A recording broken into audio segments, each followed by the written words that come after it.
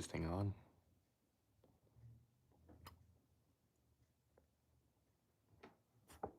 Hello.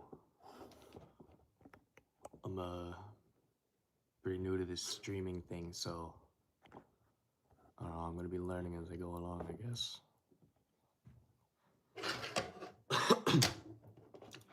Good morning, and welcome to Building Engines.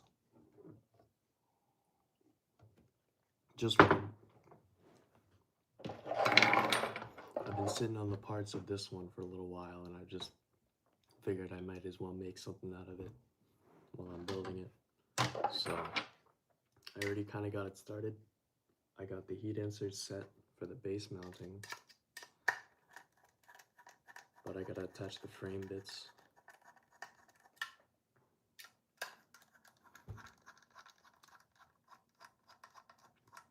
Honestly, this whole thing is just kind of like an experiment to see whether this kind of thing will even be good kind of to do at all, really. If not, then I'll just go back to building the engines behind the camera, behind doors, all alone, with my coffee. Because, I mean, just building these is what I get enjoyment from. You know? It's the building that I love. It's not the running of the engines. It's the design, it's the whole, I don't know how to explain it. But if you know, you know.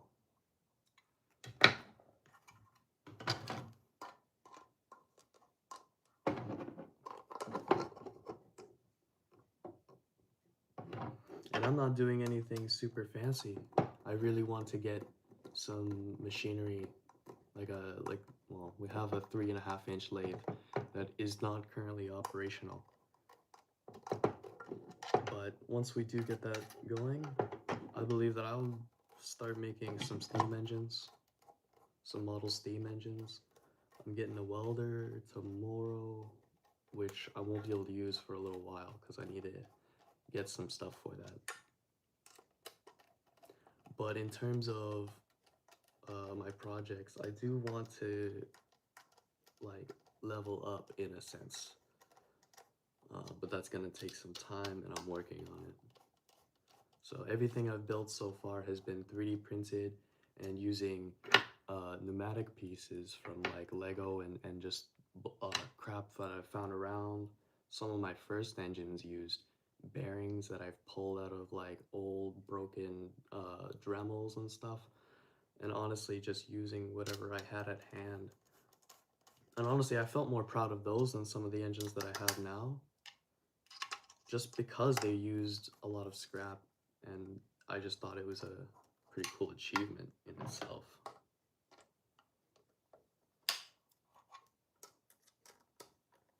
But in terms of the welder, I'm gonna need to get a gas cylinder, which I don't have I'm gonna need someone with a truck to help me get a cylinder over, or I'm gonna have to build a jig to hold everything upright and transport it safely. I'm still looking up laws and the regulations on all this stuff, because getting a cylinder of my own is gonna be difficult.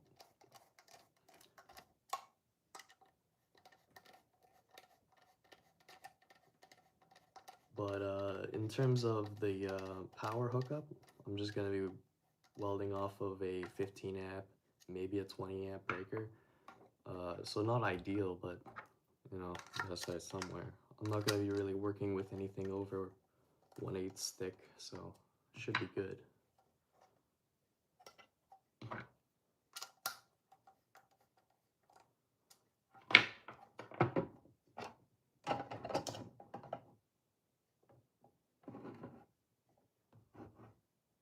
Oh man.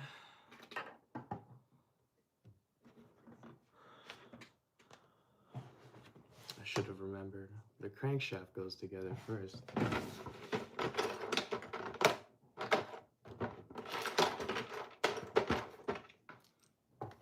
crankshaft is in 2 pieces. And so this hugs around a bolt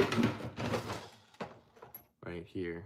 so the head will fit in there, and then this will turn with the head.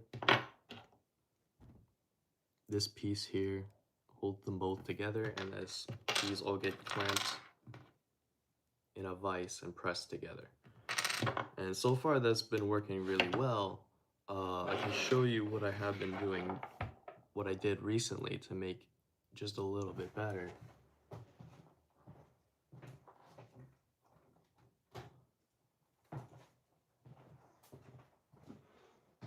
On this crankshaft, I got a bolt that runs through the center here, and here, and this just keeps everything together and held nicely. So I might do that for this one, but I'm gonna leave it like this for now.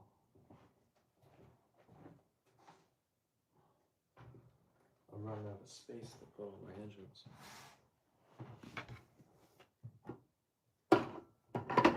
But since this has to come apart, it's kind of upsetting. I might as well do that now. I just put this on.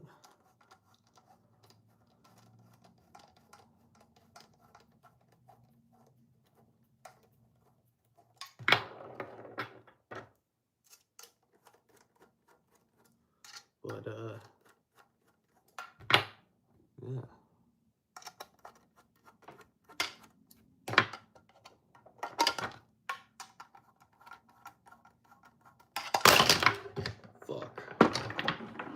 But anyway, another thing to note about the crankshaft is the way the print is oriented. The layers go this way, so it's you can see how it's printed there. And then on the pin that goes between, it goes like that. So it's strong lengthwise. And then the crank will be able to turn. With the second version, with the bolt that goes through, it should be a lot stronger, since the stainless steel M3 bolt that is in the middle of it will be taking the load now. And I've mainly made that change on the hit and miss because the solenoid was powerful enough that it was just breaking and shearing the pin right out. Like it's 8 kilograms of force all at once, and sometimes the flywheels is also putting some back force on it, so it's possibly more than 8 kilograms of force on the pin all at once. I don't know, it was just breaking the whole thing, so now it's a lot more beefy. It's not breaking at all, which is all I can really ask for, so let's see. No drill. Where the fuck did it go?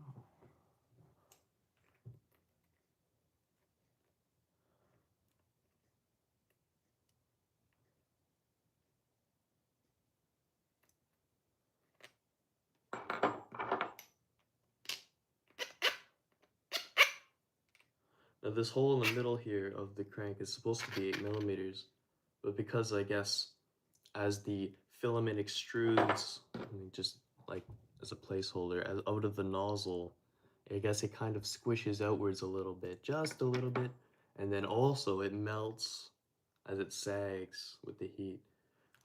I'm just assuming, I'm not really too sure. But it makes it just a little bit smaller than the hole that I have set it to. I think I can compensate for that in the slicer, but I just have never gotten to it. So it's just been like that way forever, and then I just compensate for it in the design. So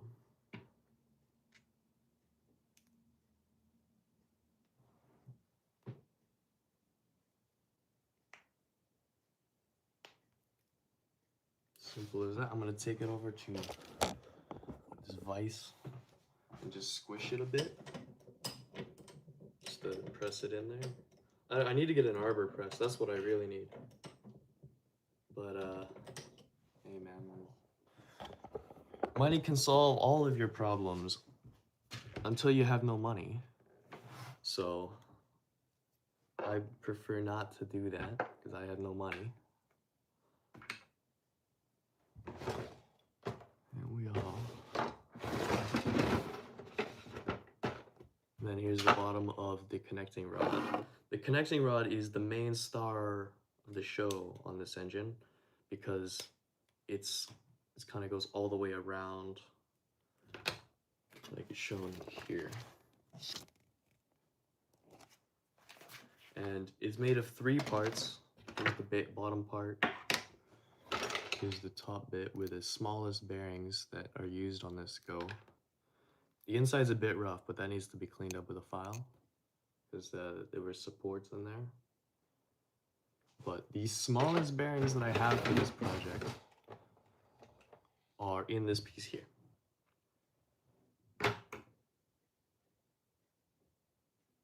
There's 6mm outer diameter, 3mm inner diameter with a 2.5mm width.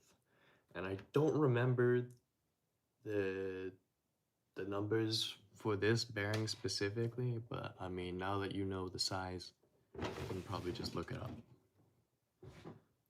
That's what I would do.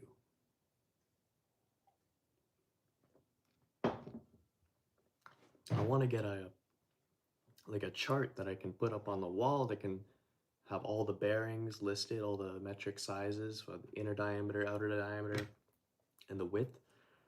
That would be really helpful because then I would be like, I need this bearing, and I can look at this chart, and then I don't know. It would just mostly helpful for me. I don't know if I can find those to print out, but it'd be nice. I never looked.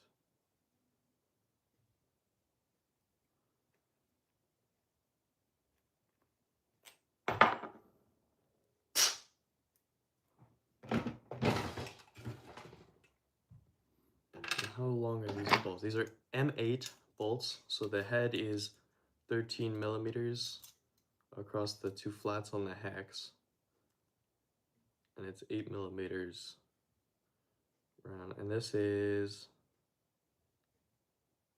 about a, what is this? About 100mm bolt. So honestly, you can use a bit longer than this, but I wouldn't. Where's the funky ones? Is it close enough, huh? Here's 150. I was gonna pull out a 200, but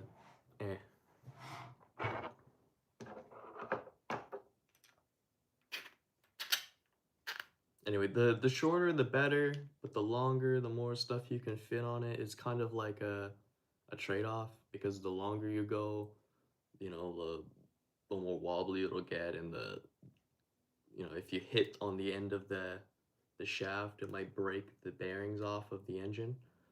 So it's best to try to keep it short, but just long enough that you can fit everything you need onto the shaft. So that's kind of the trade-off there. Where's my mini hammer?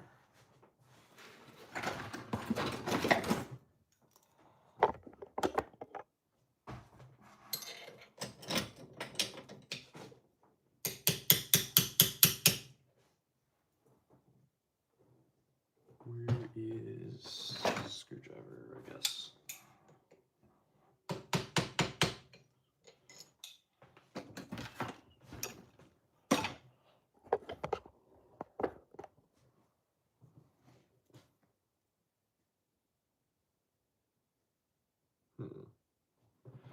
I need some more taps.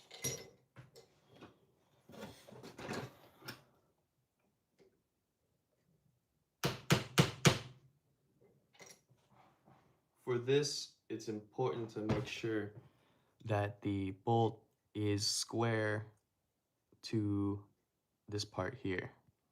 And do I have a square on me here? I don't, but I have a ruler. I can have a ruler that I can use the edge as a square.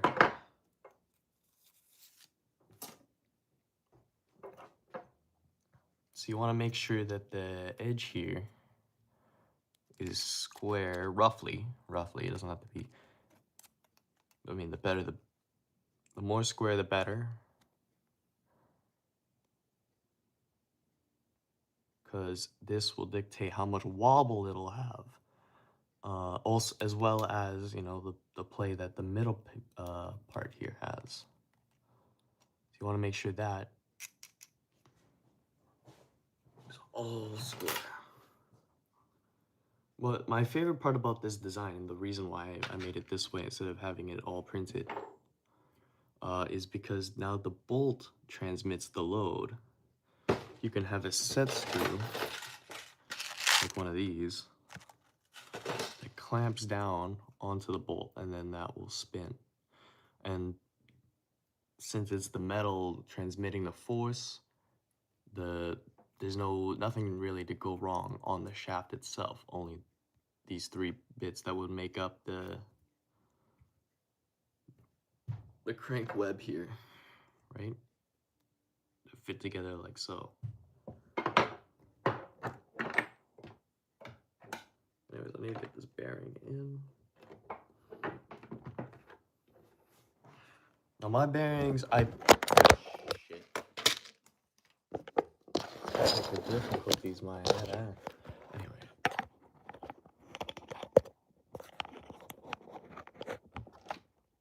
My bearings, I press fit them. They're not like, it's not an easy fit into there. Which is good and bad for different reasons. It's hard to get them out, but it's easy to just assemble everything. Nothing's falling out on this, you know. But I use a vise like this. You can just use a non-cross slide vise because you don't need it. This is just any vise jaws, I guess, or even better if you have an arbor press, because I don't have an arbor press. That's why I'm doing it this way. As said earlier. Man, I gotta get myself an arbor press. They're fairly cheap on Marketplace. One day.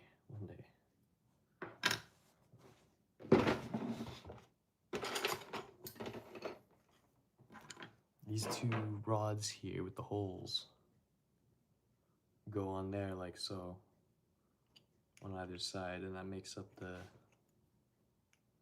trapezium connecting rod that goes around the entire frame. But the reason why I had to work on the bottom bit first is because I'm doing the crankshaft, and this fits in there. Now, I might have to do a bit of filing here. So let me get this all set up.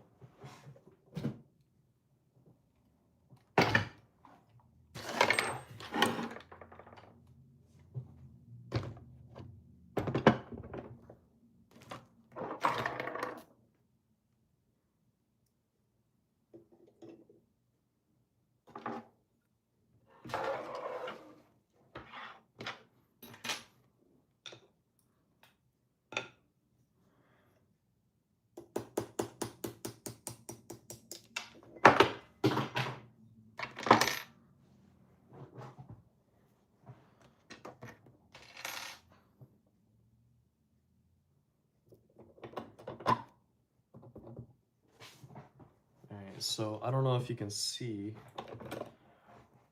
but you see this side has a little bit more on it from the supports. So I'm going to have to remove that with a knife and hammer. And I will show you what I mean by that as soon as I can find my X-Acto blade. Here it is. Right. You don't need a good blade for this. Look, I've been using this one for over a year because you'll see why you don't need a good blade for this. So you just want to line it up on the layer line in which you want to separate. And then you want to start the cut just a little bit. You hold it there. You keep it square, you line it up with your eyes, and you give it a few taps with the hammer. The force will drive it through the plastic, and you want to keep it straight. This is just how I do it, honestly. If you had an ultrasonic knife, that'd be pretty cool. But I don't have that, and I don't want to apply heat to this. So this is how I'm doing it.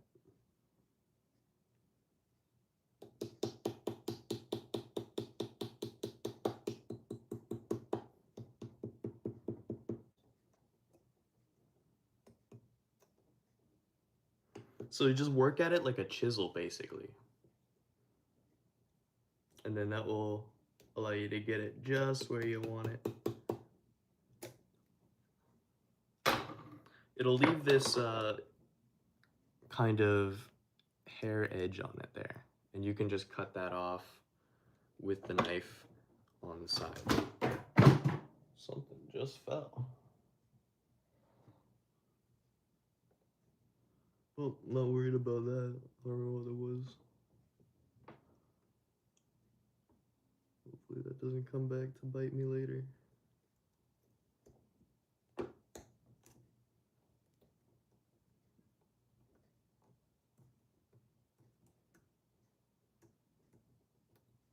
There we go.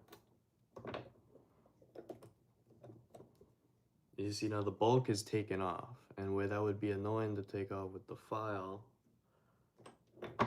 it would leave a jagged edge. Now you only got to clean up with the file once on the corner and on the edge on the bottom.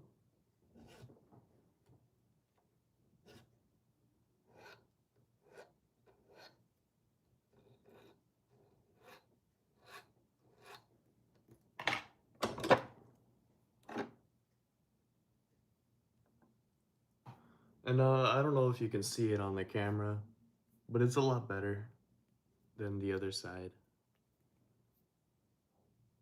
Here's the old side, and here's the new side.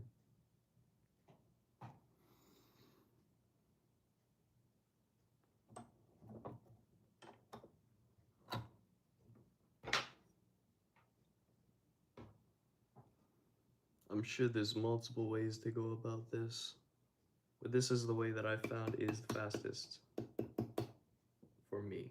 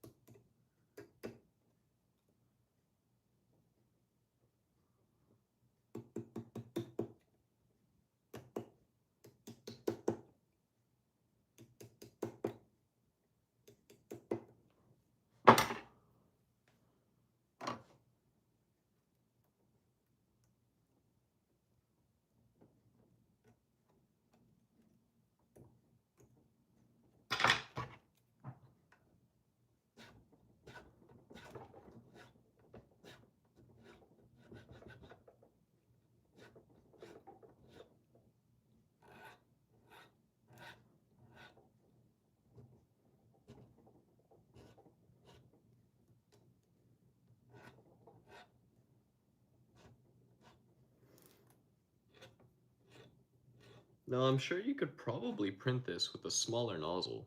I printed this with a 0.6 millimeter nozzle, and that's just the nozzle I printed everything in.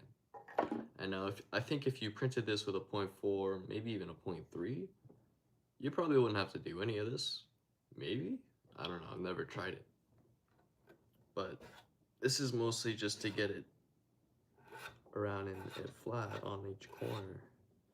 And it seems like it would be a lot better if it had those smaller layer lines. Well, I'm good with the 0.6. It's faster. I don't have to switch out a bunch of stuff. And I don't know. I got more time. Might as well use it.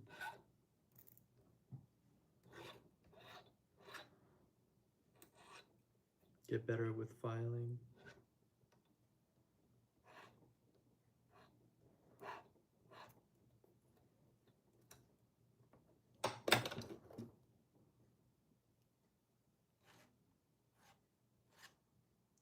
Now the round section here, around those square parts, also needs a bit of filing because it is out of round where it's touching the build plate.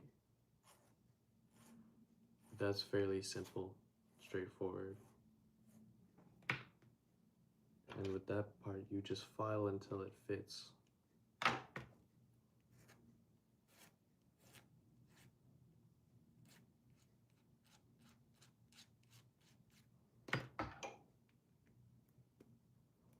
Like so. You want it a snug fit because if it's too loose, you'll have crank knock. You want any crank knock there to be in the bearing itself because you can replace the bearing.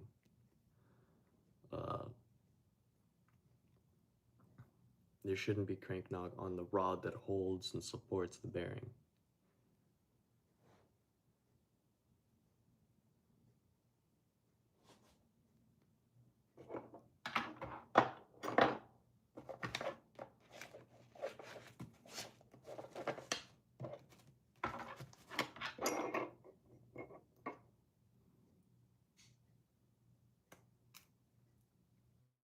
Like a glove. Like a glove.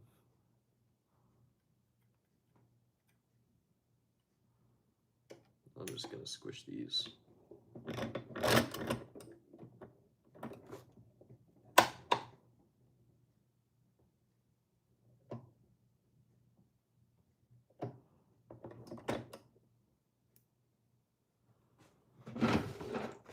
Now for the crankshaft, there are two spacers.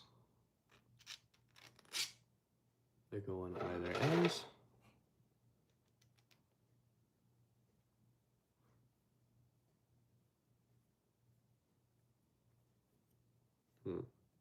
This one's slightly smaller. I gotta thread it on. That's annoying. That has been my downside with using threads as a shaft. That if it's just too small, you have to thread it on, and it can become so annoying. Halfway down though, the plastic kind of cuts into the thread and sort of cuts threads into it, so it becomes a little easier. But I maybe should look into using shoulder bolts or something, because this is annoying. I just can't find shoulder bolts with a hex head. I need the hex head to use this design that I made here. But I don't know, I'll figure something out one day. And hopefully at some point I can just make a proper crankshaft. But this is what I've got for now.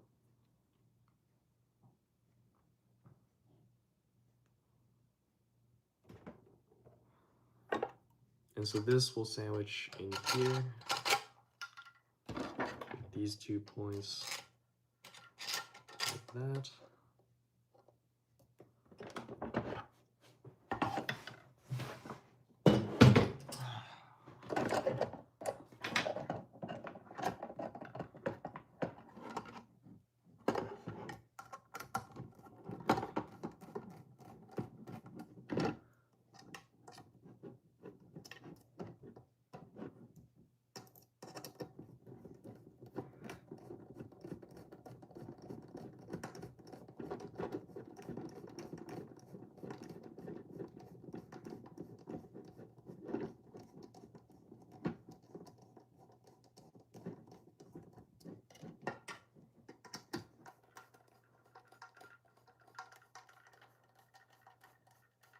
The whole engine is fairly simple.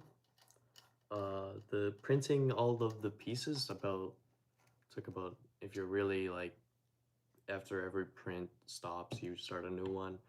It about takes a day if you start in the morning, and then you leave some of the longer ones overnight. But I mean, there's not like a ton of pieces. How many are there here?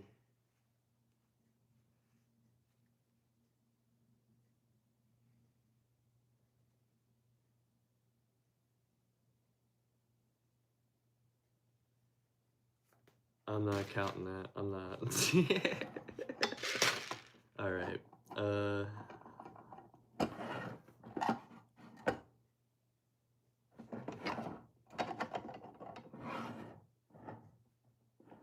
Needs 2 bolts on the side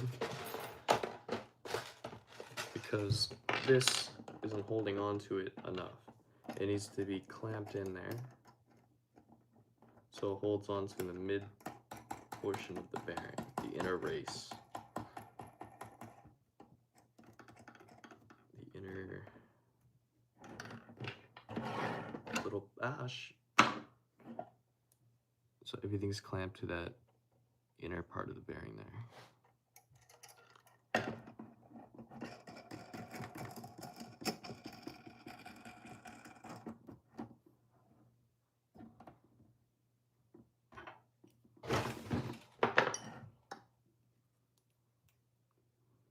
Where'd the adjustable wrench go?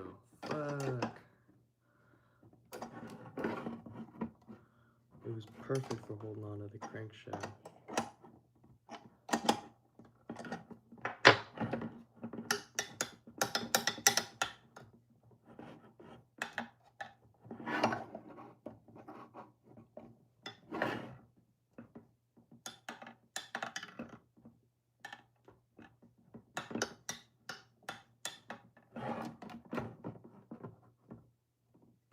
Yep. It's okay.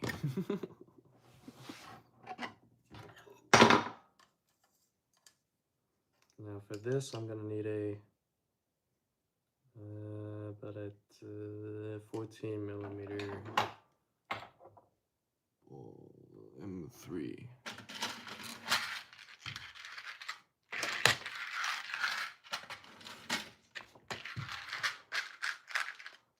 Only 4 of them.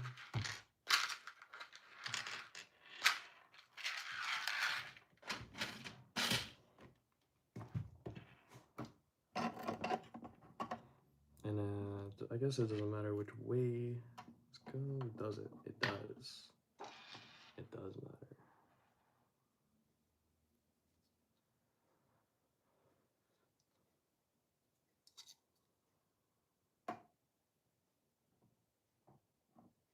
Okay.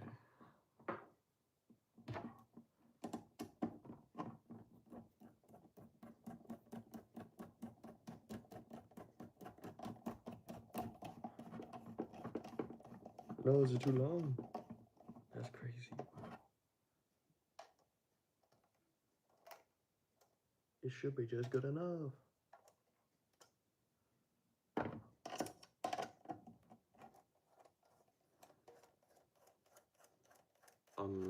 I'm dead. I'm going with the 12 millimeter.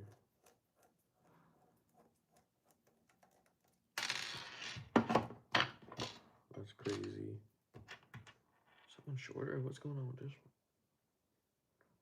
one? Oh, I did a bad job sorting them. No.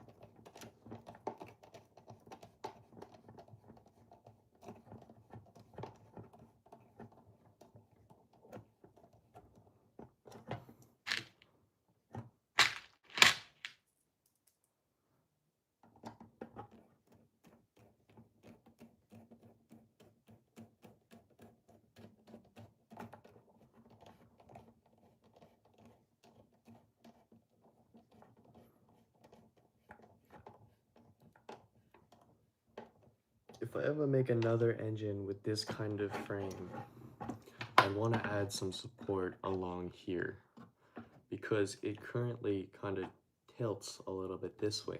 I don't like that, but I mean, for most of the engine, it's fine because all the force is being transmitted this way and this way. So like, and it's strong that way. It's just not so this way. So that is one thing I would change in the future, along with the crank pin.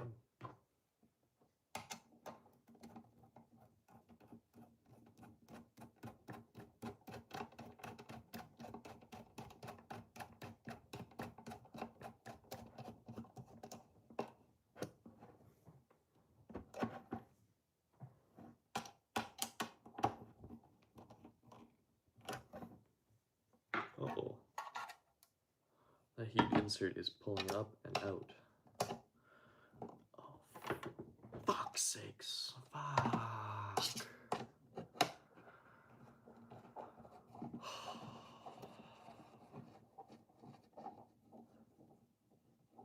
I should have noticed that long before. Now I gotta take it out.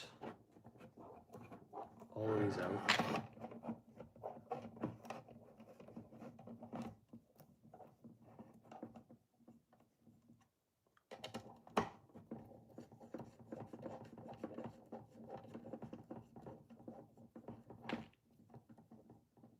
I gotta seat that back in.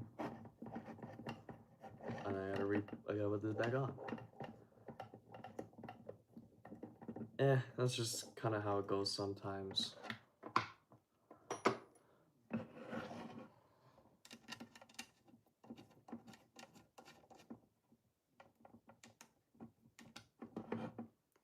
You can't win everything. Where's the...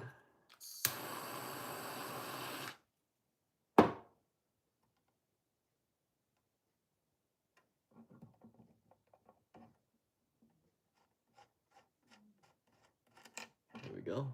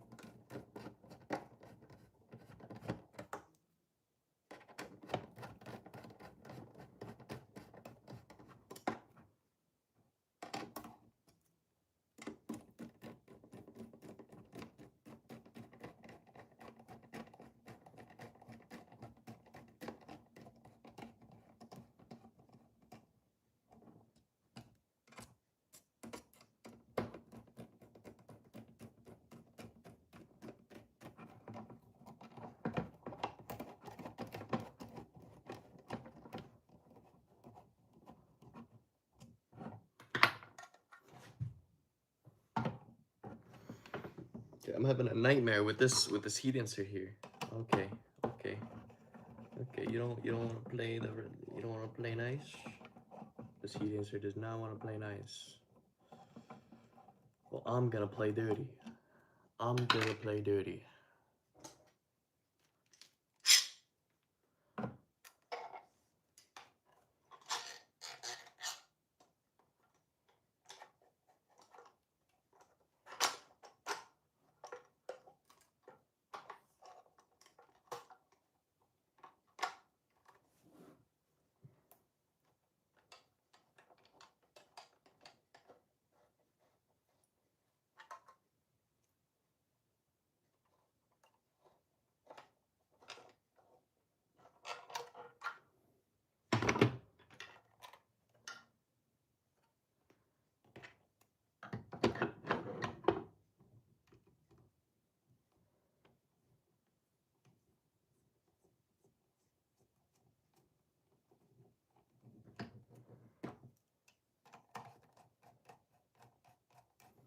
See, that's why I stopped using heat inserts. This is an old design from last year.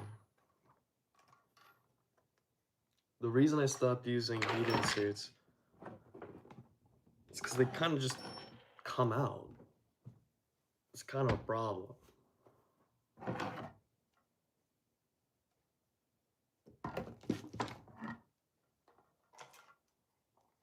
It's like when the whole purpose is to, you know, hold, and it doesn't hold, it's kind of a problem.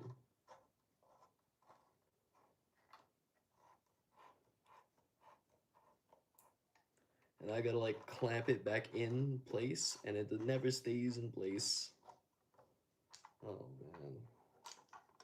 I'm glad the last one I built of this did not do that, because oh, I didn't want to deal with that on top of the other issues I had to work out. I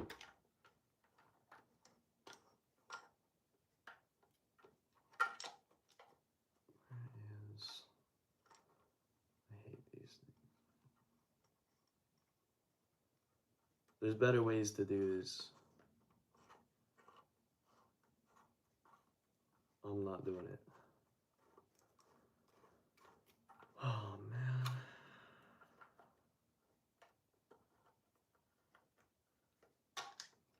Okay, well, I think my best bet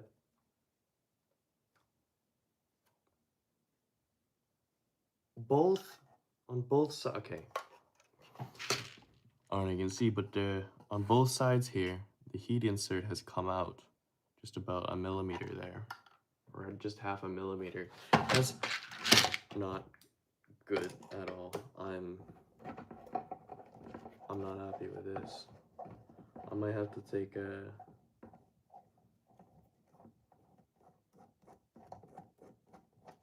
break for a minute. I think.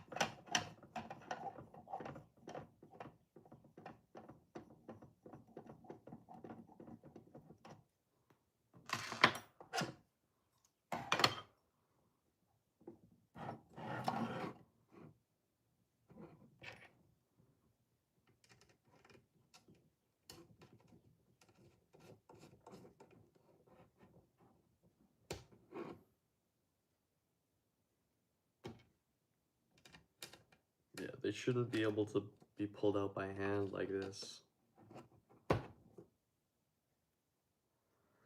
So I'm gonna definitely have to reseat that. I think I'm gonna do it with more heat.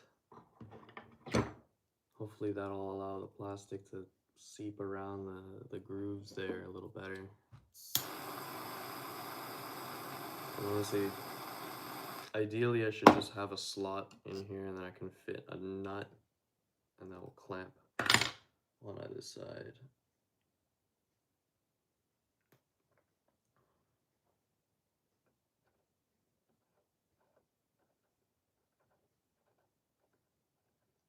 Like on the Baker fan's frame.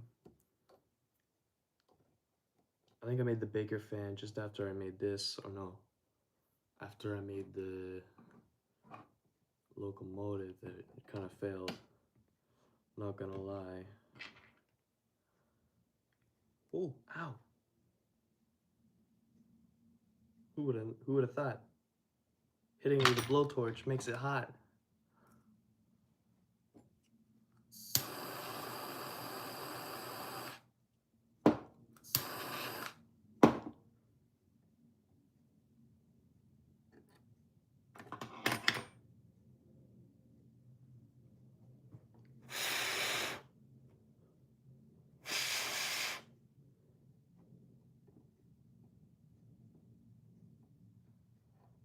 No, when doing heat inserts, you gotta like, it kind of just goes wherever it wants because it's melting the plastic.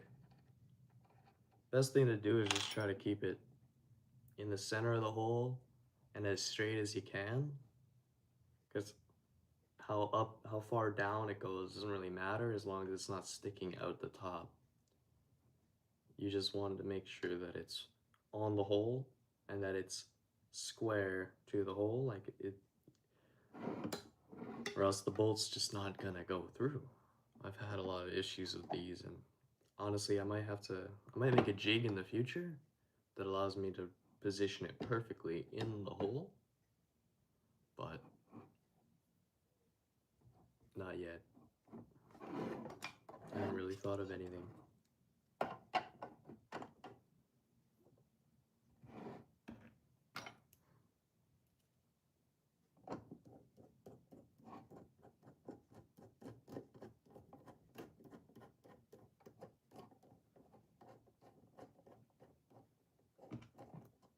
I'm gonna tighten these sequentially, so slowly around, just because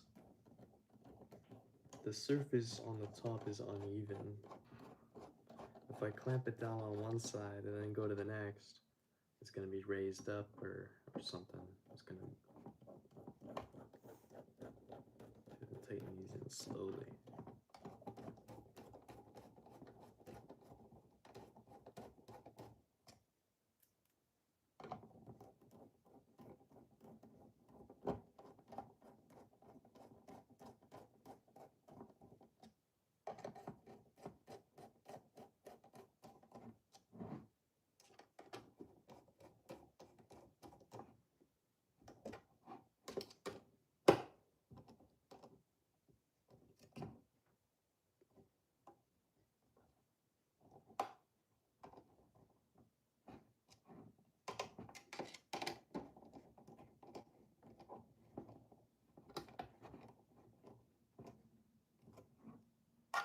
Now it's perfect. Okay. It just took a little bit of convincing, I'll put it lightly, I guess.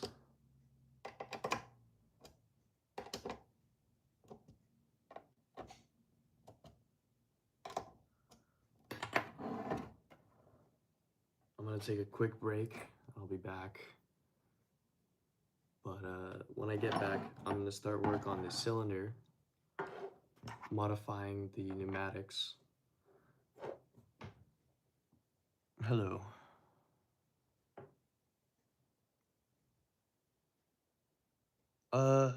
It's going all right. I've been pretty busy with, I moved, and we've just been moving all of our stuff around, getting rid of stuff we don't need. We're building a shed in the backyard. I'm helping with that. We're getting a whole garden in the backs. We have pumpkins and onions and lettuce and bell peppers and tomato, all sorts. But I don't know. There's a lot going through my head, especially with I still have to. I'm a student. I gotta go back in September for my welding and fabrication course. There's just a lot going on, and I don't know. I've been kind of busy, so my channel's kind of been stagnant, but it's all right. I'm. It's not like it's too much. I'm working on the Trapezium connecting rod engine. I've already built one. I'm just making another one. I can show you one that's done here. Whoops.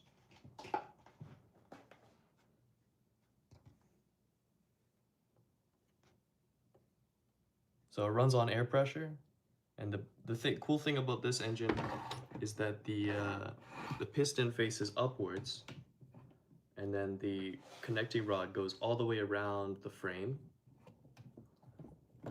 with the crankshaft in the middle down there. So it's pretty cool. And the person who first made one of these engines in this design is the person who invented or discovered really, the constant width shape. You know, the triangle shape you see in the Wankel engine. He didn't invent the Wankel engine. He discovered the shape that the Wankel uses. So I think that's pretty cool and a little bit of useless information for all of you. But it's always fun to know a couple facts to throw out there.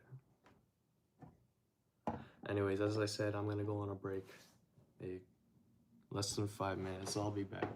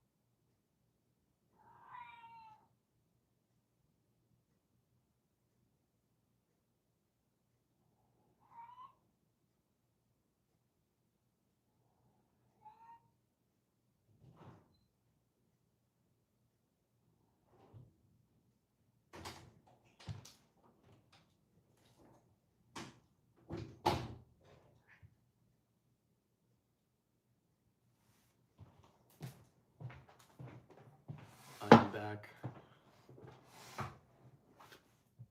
Yeah, the cat.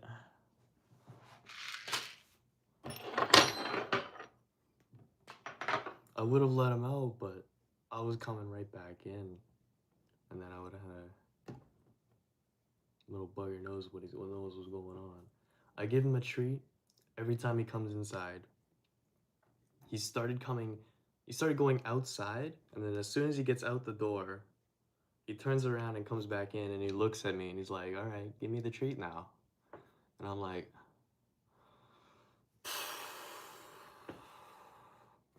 anyways, just some cat shenanigans.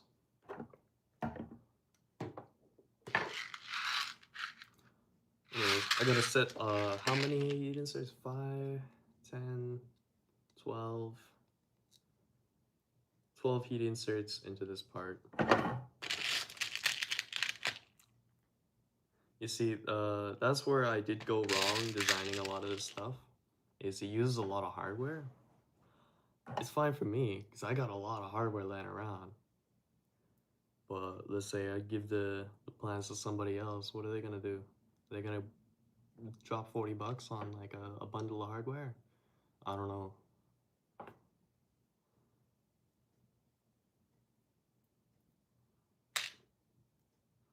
But one thing I've gotten better at since I built the traction engine is using cheaper materials, using less stuff, uh, and just kind of simplifying things. Because back when I built the traction engine and the beam engine, some of my first engines about like a year ago, they were expensive. They were very expensive. And it was fun to build, but I was like just throwing materials into it, and I didn't really give much thought into the design process and how I was printing things. I was very new to that. And the support material, I wasted a lot. Oh, But that is something that I got good with pretty quickly, is saving material, and like I kept all of my scrap in one bin. I never threw any scrap out.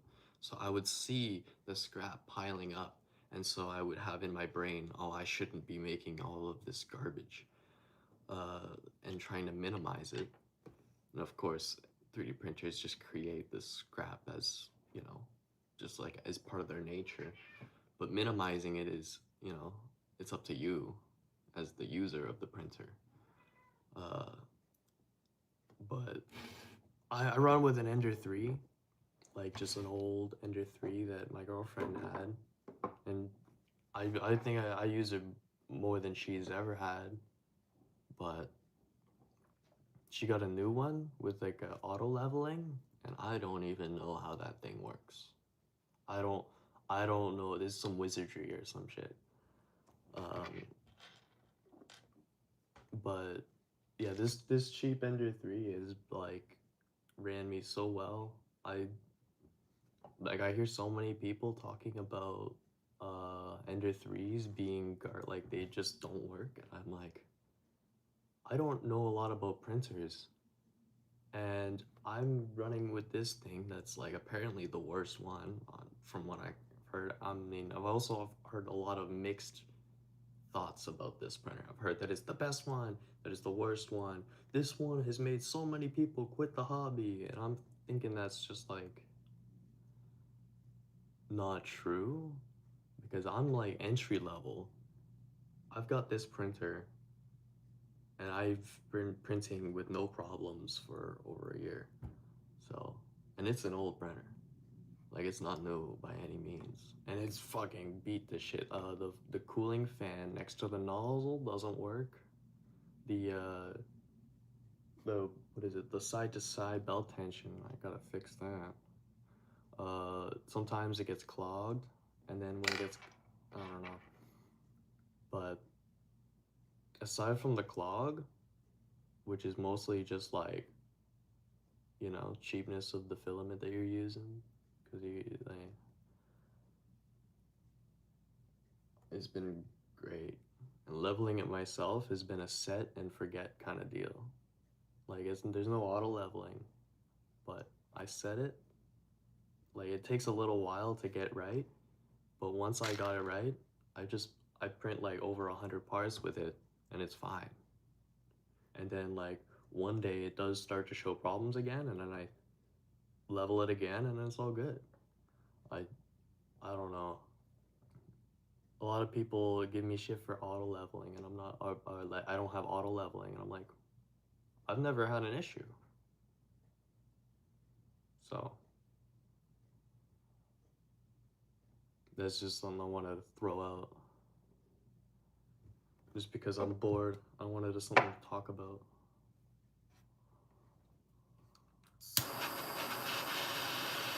I gotta set these heat inserts. This part in particular has the most. It's the cylinder. It's got mounting points for the top cylinder head, the bottom cylinder head, and the valve chest, and the valve itself. So there's a lot going on in this one part. So I gotta make sure that I get it right.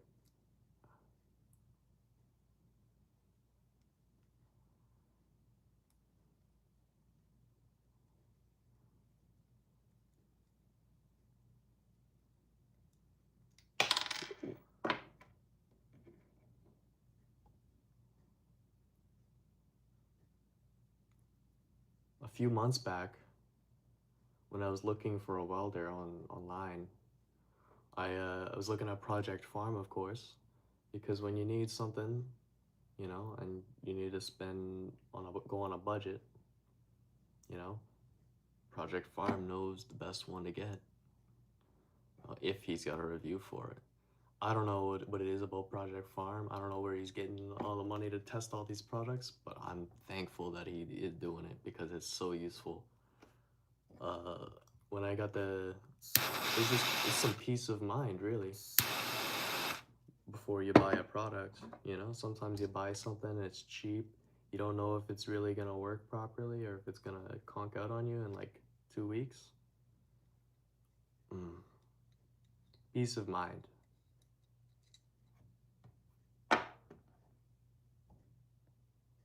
There needs to be people like that just telling other people like, hey, this is shit, this is bad, this is like, this is the better one out of these. You know, I'm thankful for things like that. I wish, like, in a sense,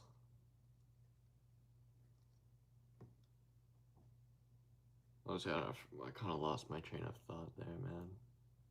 I don't know where I was going with that.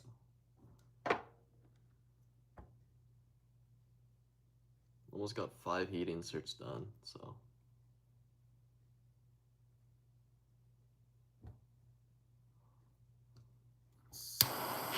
I'm starting to run out of steam. Running out of the stream steam.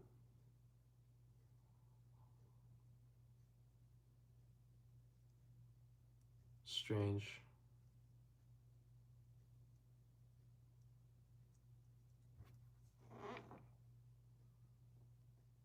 Hello. That might sound awkward, but I don't remember you.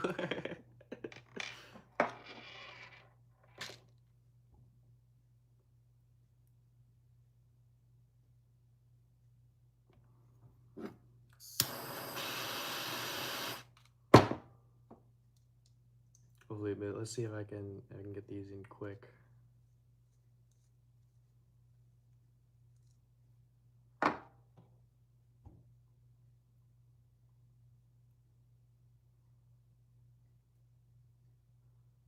It's 10 o'clock already. I should be able to get most of this done and I can work on the flywheel later. The issue with the flywheel, I gotta go outside with it. I gotta go outside to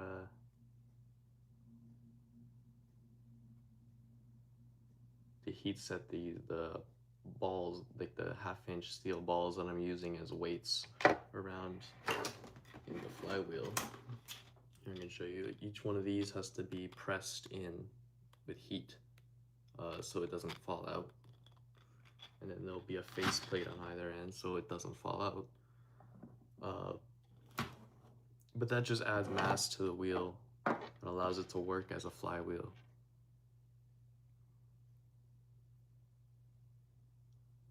And I mean, this is my favorite flywheel that I've made so far. I haven't made a ton, but the 5 spokes just looks nice. I'm not sure why.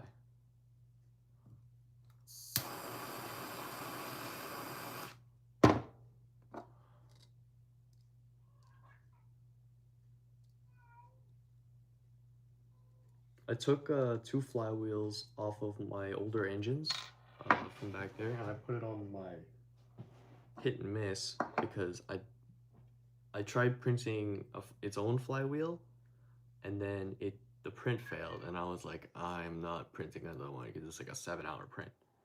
So I just took off some flywheels off my other engines and put it on that one. But now the issue with that is a lot of temporary solutions become permanent ones.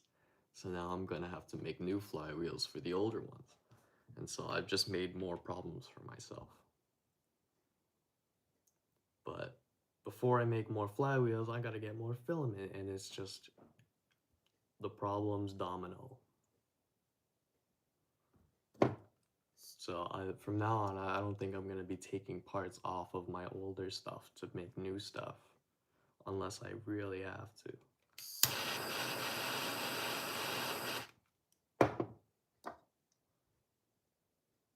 Or unless I'm like gonna be taking it apart, like my horizontal engine that I made. It was the first time I had put a crosshead, like a proper crosshead, on the engine, and the issue was I had used linear ball bearings, and those things were very loud as they were rolling with like no load on, like axially perpendicular to the bearing. So it would just, as the engine would go back and forth, you hear and it was so annoying. So I stopped using it. I just kind of been scrapping that thing for parts. At some point, I turned it into a water pump, and it even doesn't even work well as a water pump. So yeah, it's just sitting in the corner here, just waiting to be scrapped. I mean, large prints don't tend to fail, in my opinion. It's just like a lot of other prints. It's just that like it has more time attached to it. And so there's more time for things to fail. But I mean, it's just the same as if you had like a bunch of smaller prints back to back and you were printing for 7 hours with a bunch of other smaller printers, like smaller prints. One of those will fail, as if it was all one print, that one print will fail. So yeah, I get it. But I don't like to think of it that way because it stops me from printing the things that I want to print, such as the hit and miss engine. Like the whole base of it that holds the bearings and the cylinder and the base, that's all one piece. And yeah, it's like a lot and it takes a lot of time, but I just hit print when I go to bed and I wake up and it's there. And it's either a big mess or it's not, but I've never had a large enough mess where it's unrecoverable. And I say just go with it. Just try making what you want to make, because at the end of the day, that's what you want to do.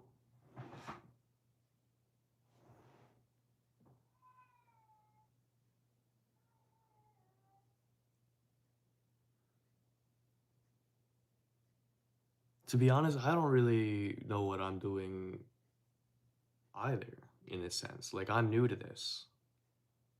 Like, I've only been printing for about a year, maybe 2 years, almost. So it's a learning journey for everybody, myself included. But in my experience, printing large prints, I've just been doing it with most mostly success. Like I'm not gonna say that no prints failed. I have a scrap bin under me that says that I have. Let me try to find a failed large print. Here's that flywheel I was talking about. So what happened is it got to, where was the build plate? This is the build plate. It got to here, and for some reason it was doing some under extrusion all around here, and so this part came off. But I was able to use the part that came off here. I'm using it in the engine right now. Like I was able to save that, and I will show you at some point. But the flywheel itself, that was garbage. And it was super sad because there's a lot of plastic. I have even larger prints. This is from the beam engine. Stuff from the traction engine. Stuff from the prototypes of the whipped cream maker. Gears and stuff that failed to print. I have a whole bin of plastic. And one day, I only have like about 3 to 5 colors in there. So one day I hope to get a recycling machine and turn that all back into rolls of filament.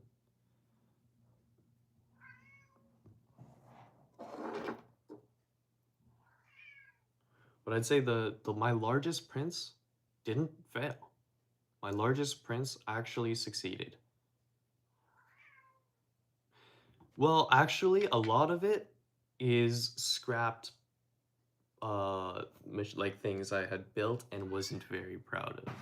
So there was the beam engine that you saw in it. That worked, and I had built that, but like it didn't work very well. It wasn't smooth. it pumped water, but it was shit.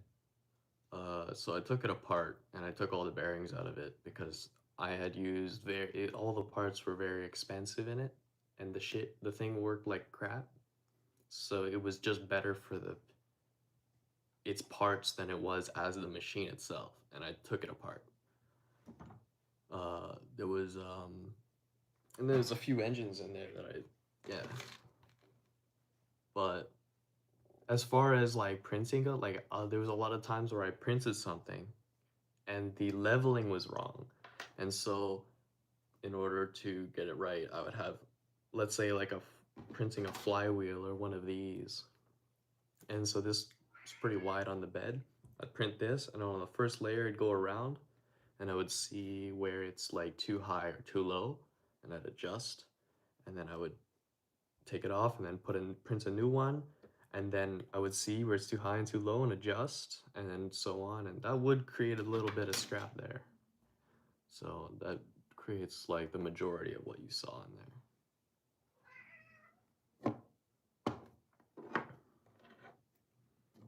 I gotta get the last 3 of these in here, and then I can start working on modifying the cylinders and the valves.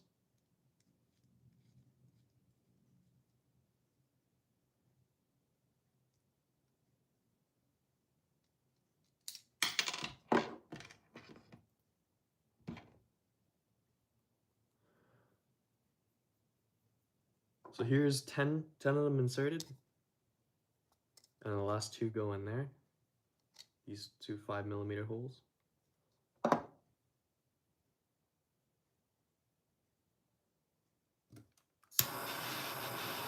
The cylinder design, I have not improved on it very much because it is the same design of cylinder housing that I designed way back when I made my first vertical engine.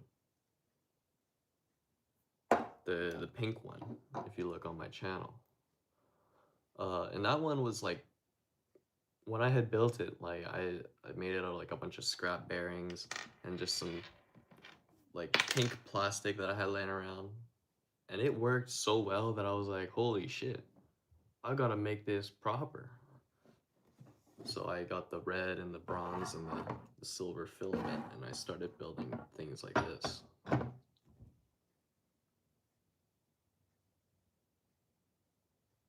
Neptune 4 auto leveling feature. I'm confused on that one.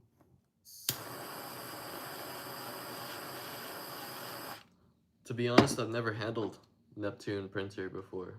I've only encountered a few. There was some at my high school that they had. They had these, I think there was a Neptune in there, but I never got to use it. But then there was a few like fully enclosed printers in the metal shop. I'm not sure why they were in the metal shop, but I did get to use that one. And when I printed it, I'm not sure what I did, but the thing that I printed didn't even come out the same scale as what I had designed. It was so like, that really put me off of printers. I thought like it was gonna be a hassle to get things in scale. Once I started printing on my own, it was a very different story.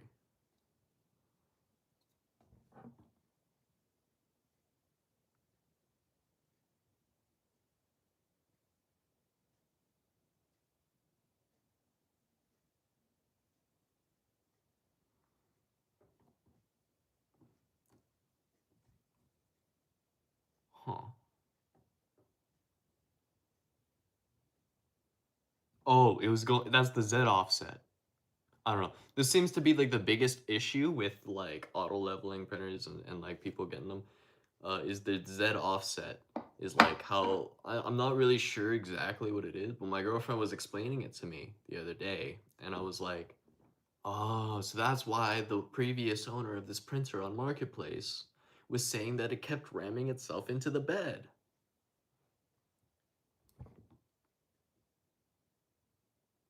Yeah, the it would be ramming itself into the nozzle into the bed, right?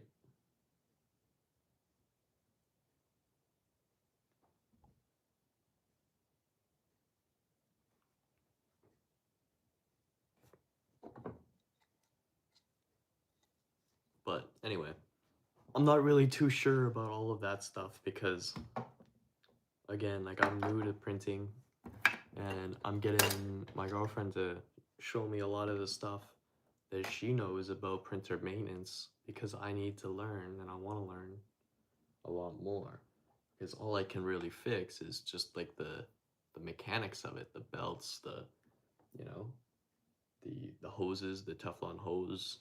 I can fix that stuff, but I don't know what's going on with the inner workings. And as soon as I figure that out, the better. Like the sooner I figure that out.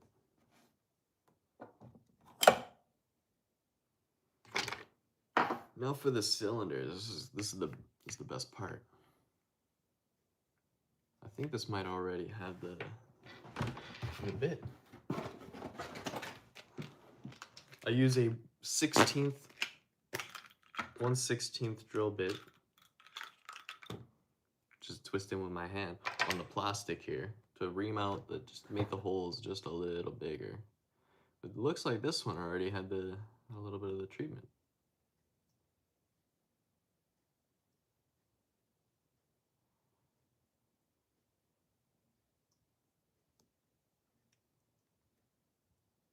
So I want to get just to the end of the flutes.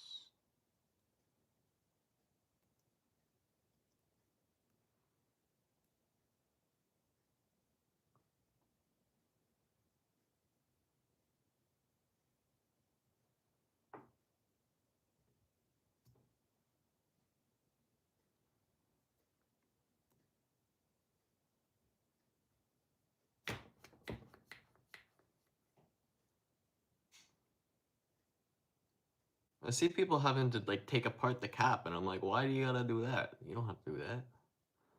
Just be very careful. The spiral drill bit will take out all the material for you.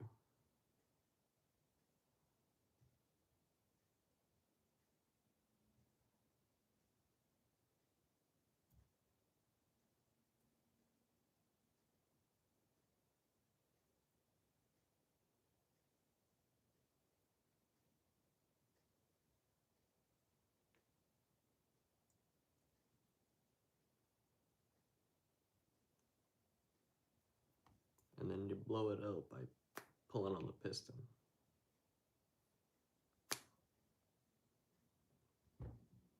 All right. Well, you see, when this happens to your knockoff Lego cylinders off AliExpress or whatnot, it's a very simple fix. Super glue. Now I just gotta find it.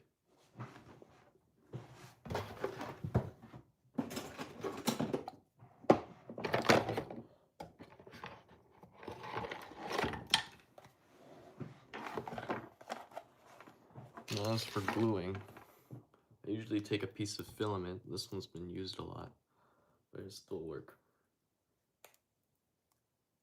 I just apply glue with it.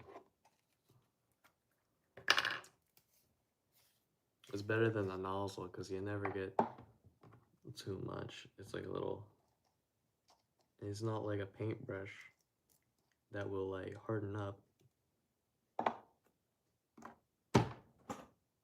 but it's just perfect. You don't want to stick it in the hole.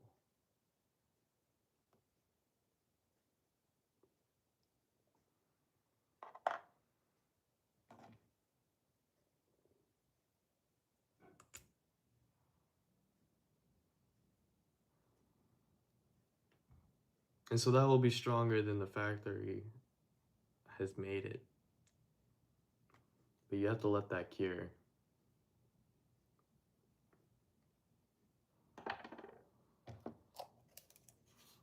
And now super glue cures with water in the air.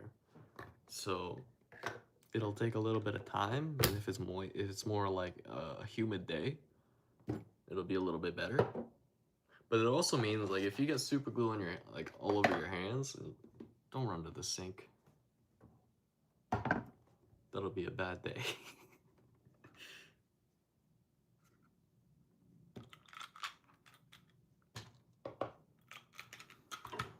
I still need this because now I gotta do the valve. The valve is tricky because you do have to take the back off. You do have to do a little bit of disassembly because there's these like Lego wanted to have these switch points, you know, so then whatever kid wanted to like come in here and have like on and off and the other on, you know, like side A, side B.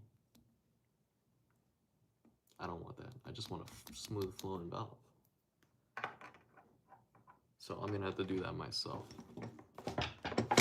There's plenty of videos about this on YouTube, but it's pretty scary. I got a few of these laying around, so if I fuck this one up, I can just do it again.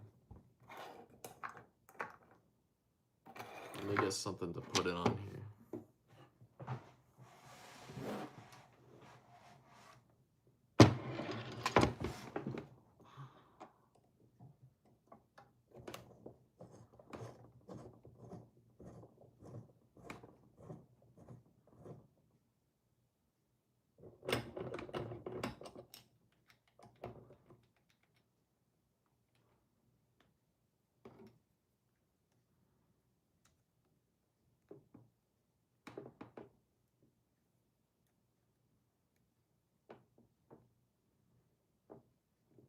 Separating plastic bits is always annoying.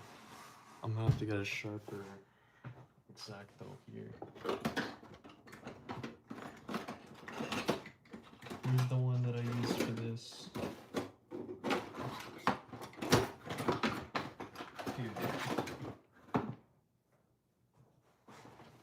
Here's the one that I use for this.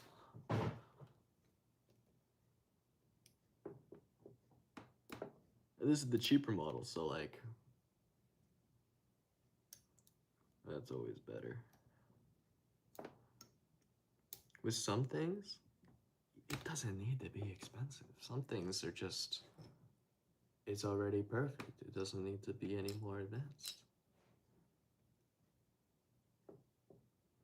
The humble X-Acto knife is a great example.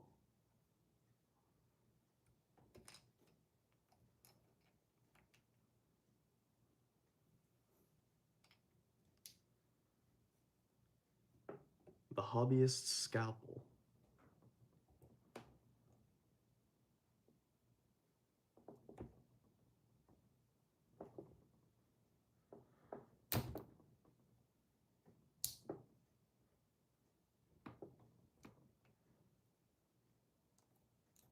Whoop.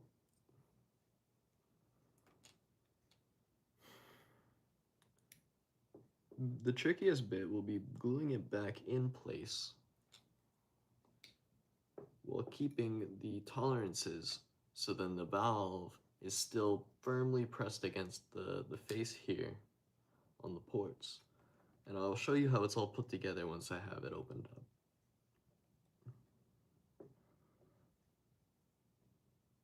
It'll also show you how I modify the valve and the lead, or what is it? What is it? Lead? A lap. Yeah, how I modify the lap of the valve.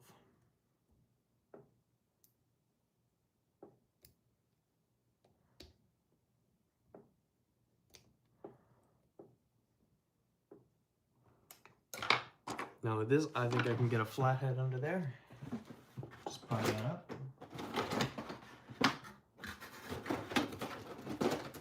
That is not a flathead.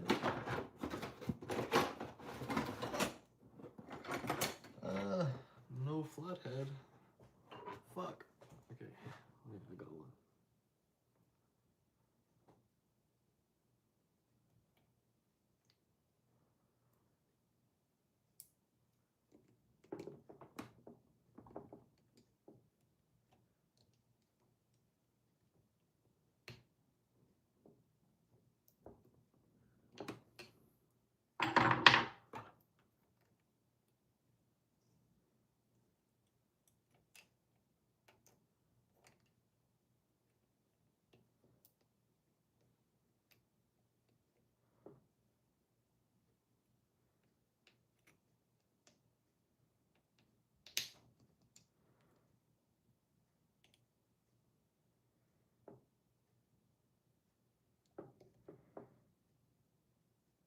Getting this off is the hardest part, I will say.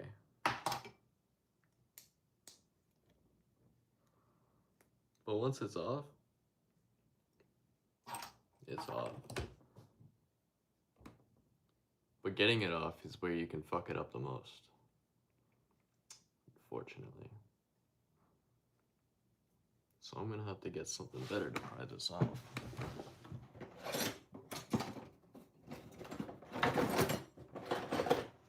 Aha! I don't know what this is, but I'm gonna use it.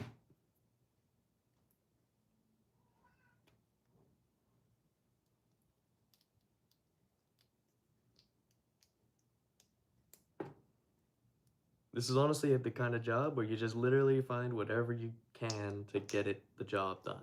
It doesn't matter. There's no right tool. Whatever gets it done. There is one spot that is still glued. Oh no. I should have gotten these.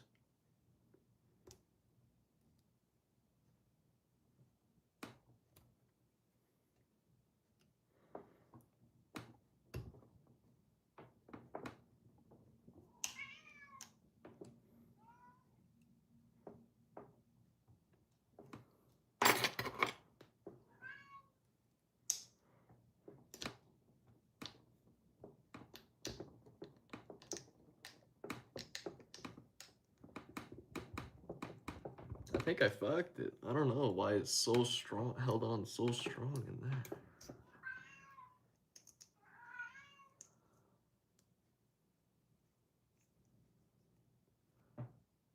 Hold on.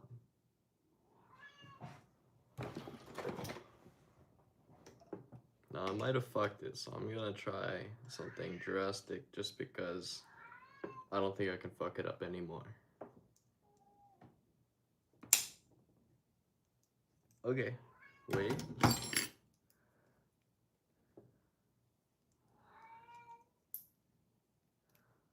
It worked. It's ass, but it worked. Now because I broke this corner, you see where it's kind of discolored here, this light bit, that snapped. The other clip, the other glued on clip is intact, it's still on there. But this one broke off. So I'm going to have to file that down so then it stays flush when I put it back on. And I'll have to glue it there. Here's the valve with the rubber seal.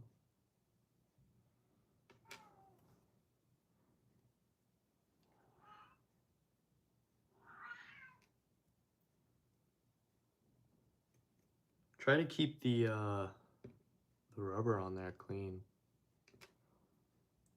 Some people put new lubricant on it, but it doesn't matter. You can always feed lubricant in through the tube.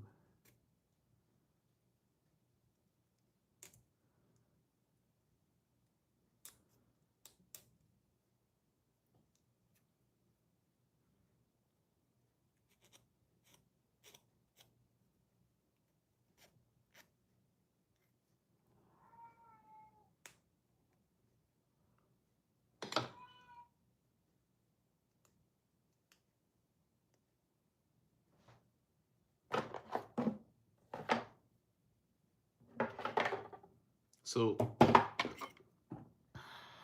here's the I'm dropping my udensils. Here's the inside of the valve.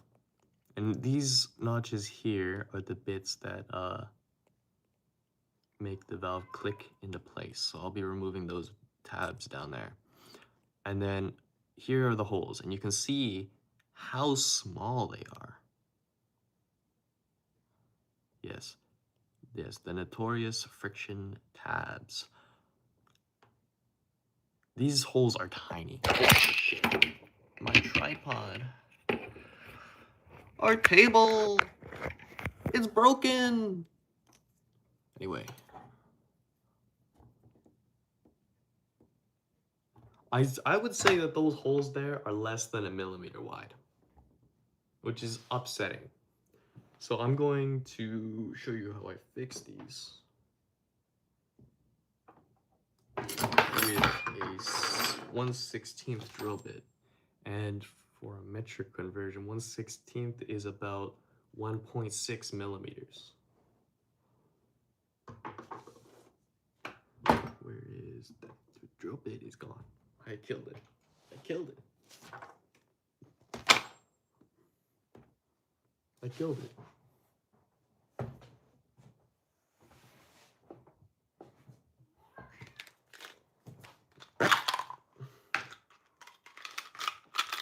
So 1/16. I got a bunch of them. It's 1/16 drill bit. These tiny drill bits tend to break, so I got a few of them.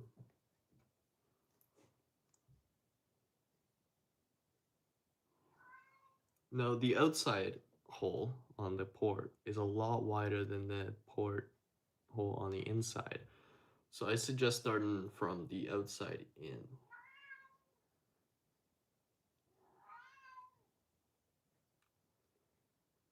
Now I go with 1/16 because I think that's about as wide as you're gonna be able to go on this.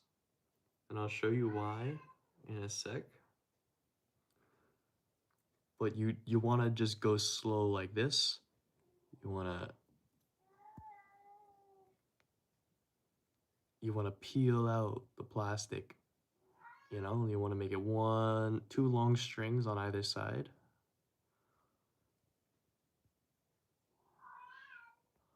So that way you can get it all out. You know, it's a smooth cut.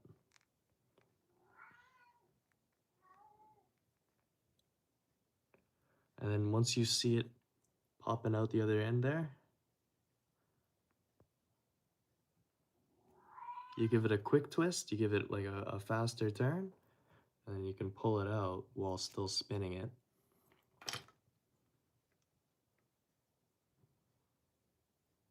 There's your plastic out of the hole. Now you've widened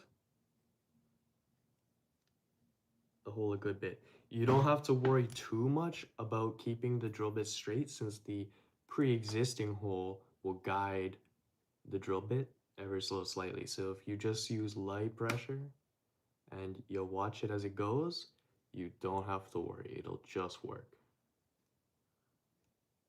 Oh fuck, I got Parkinson's kicking in here. Honestly, that's just probably the amount of coffee I drink.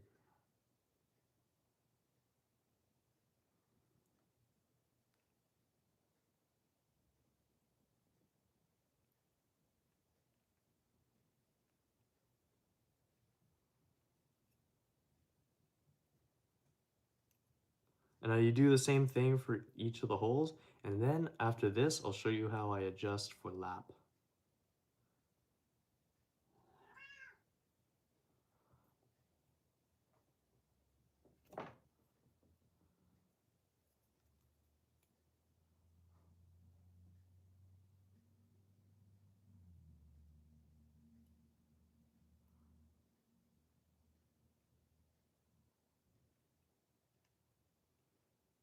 I wouldn't use a power drill on this kind of thing. You might be able to get away with it, or an electric screwdriver. I think that would work a little bit better than a drill, but mostly just because it might mess something up. This is a delicate process that we're doing here. Anyway, here. Maybe a drill press, if you have a drill press. That would work great. Then most of the work would be in setting it up. That's what I found with drill presses, is that aligning the work under the piece, unless you got a nice cross slide vise. This one doesn't. So upsetting. This cross slide vise does not fit in our drill press, and I'm thinking about just getting a whole new drill press just to use this because it's so nice. Anyway, here's how we do the lap. I need a 1/8 drill bit, which is about just over 3 millimeters in metric.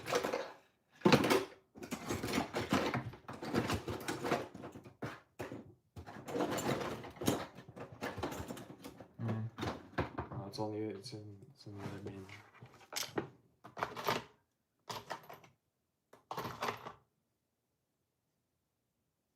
That's 3:30 seconds.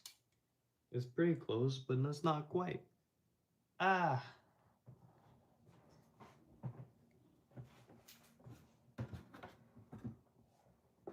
Alright, well, what?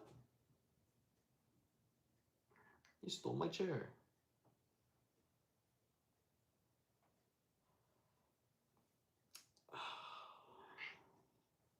Alright, well, you're getting moved aside to... Oh, he's getting off the chair. Yeah, I get my chair back. Just how it be. Sometimes a cat steals your chair.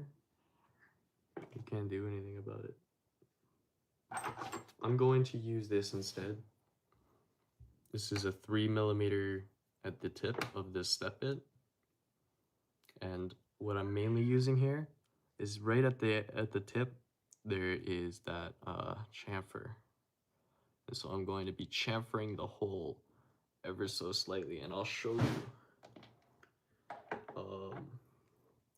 exactly what I'm doing here in just a moment. I need to clean off the surface. No small brush. No small brush? Oh, I'll use the big brush.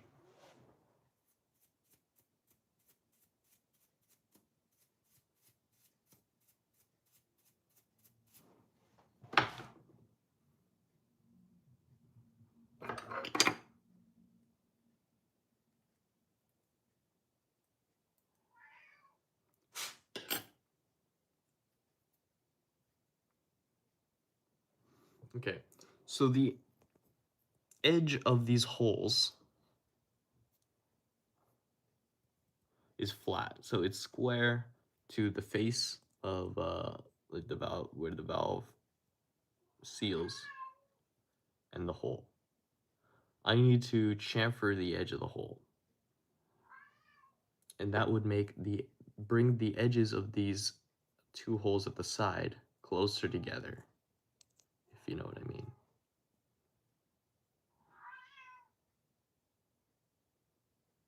By bringing these closer together, the valve won't have as much dead space in between.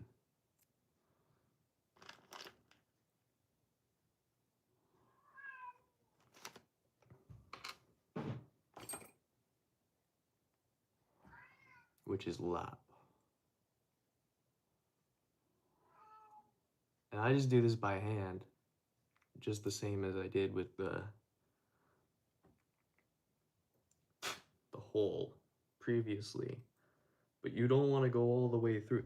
You don't want to make the hole, you just want to make kind of like a conical depression over the hole to make it wider just on this side.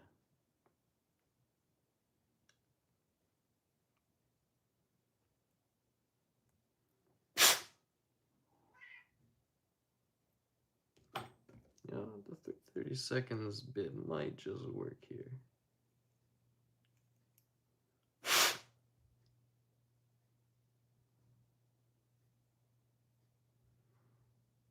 You don't have to do this for the middle hole, though you can, and that will also affect the lap, since it will be bringing it the points closer together. If you understood what I was talking about earlier.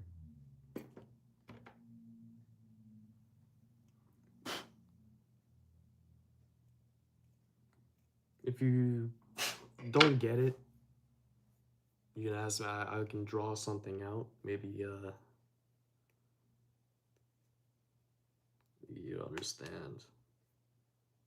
It's pretty simple once you get it, but I'm not really sure how to explain it. Never been the type to explain things super well.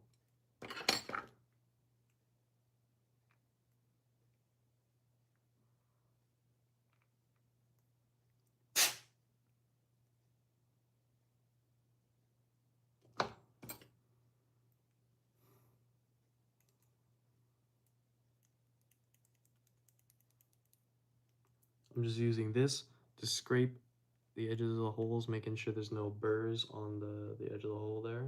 Just making sure everything's nice and flat. So when the valve goes over this again, it's not, there's no, as minimal friction as there can be.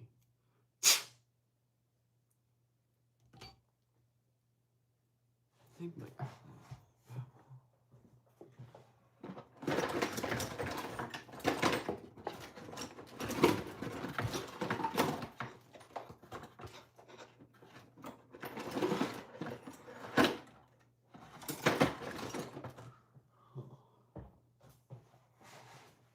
I still don't know where the 1/8 stroke went. I'm kind of upset about that.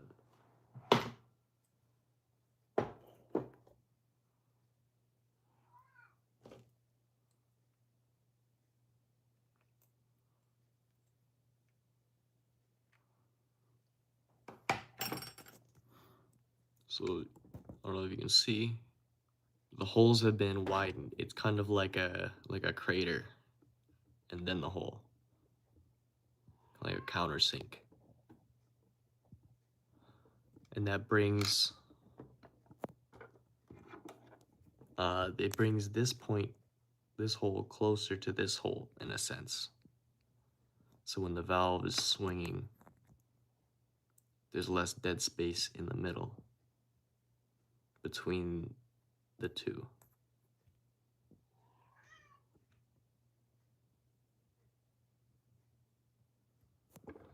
And now I'm going to do the same to the center hole, just because I don't have my 1/8 drill bit and I can't get the best chamfer on the other two holes. So I'm going to chamfer this one as well to compensate.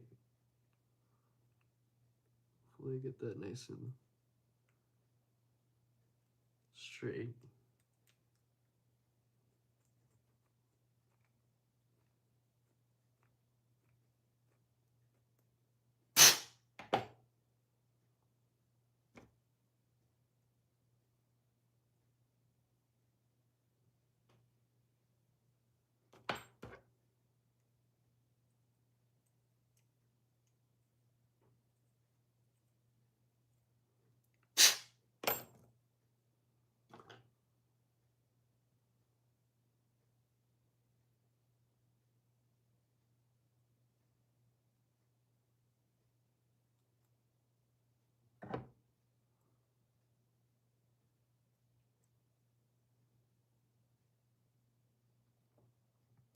And now for the notches. These fucking notches, I hate these bits.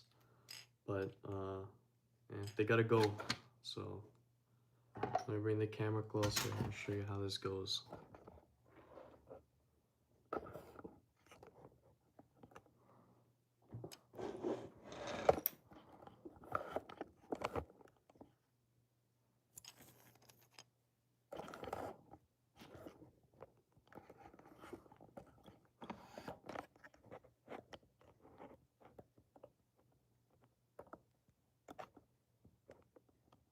Phone's gonna fucking fall off the tripod again. God damn it.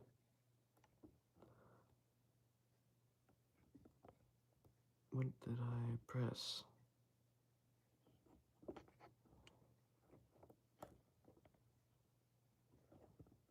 Okay, now it's getting annoying. Okay, I'm just gonna keep it like this. Too bad.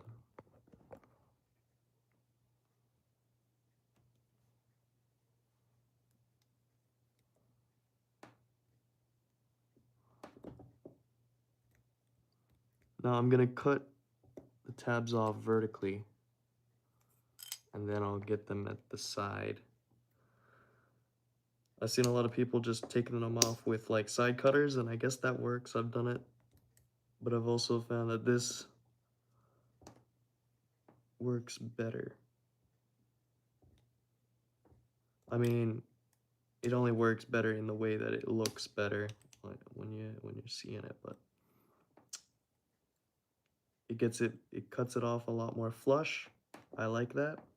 I know that nobody's gonna be seeing this. It's gonna be like buried in between all of the components, and it's gonna be the back cover on it. But it's mostly for me here, you know? So here I got that middle one off. I got those two bottom ones cut at the there. Now I just gotta slice it off at the bottom.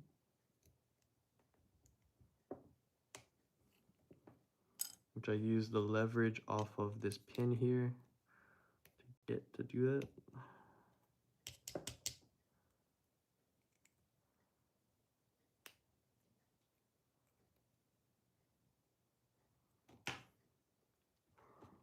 It's another gun, and it will work like this, but I'm gonna clean it up with a file.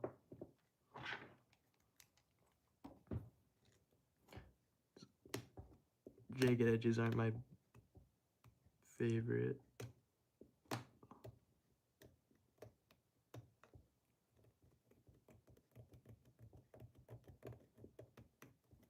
Where's that interesting file that I had? I had this funny looking file the other day, and I was like, I can't wait to use this, and now I can use it.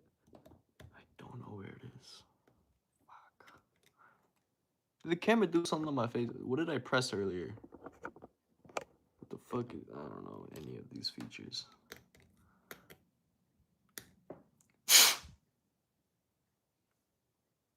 Here I am getting microplastics in my eyes again.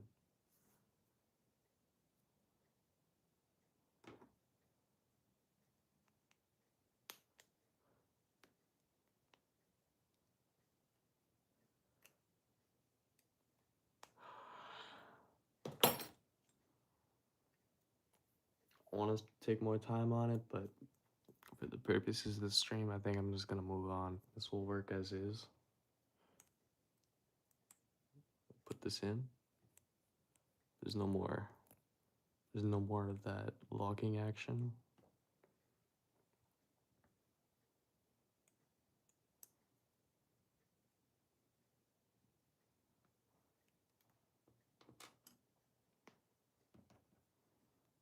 Here's the back plate. Nothing's really bent out of shape all too much. I did bend this plastic out a little bit too much, and you can see some discoloration where it started fatiguing. Not good, but we'll get there.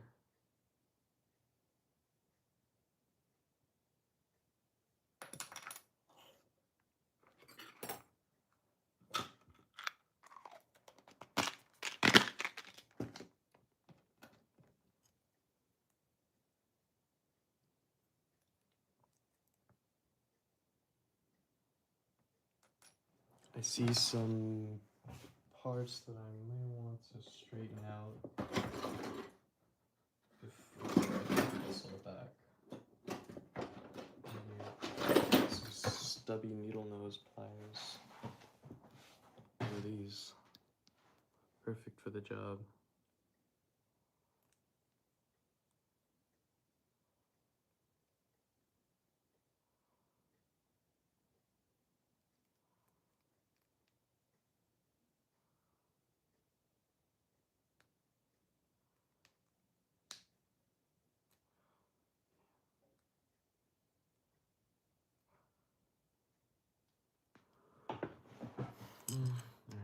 The gluing of this bit is kind of difficult because you kind of have to do it the same way they did it in the factory. But with a toothpick and a little bit of patience, you should be able to do it. And now the key part here is making sure that the back plate isn't too far off of here. It should be completely flush. Fuck. Fuck.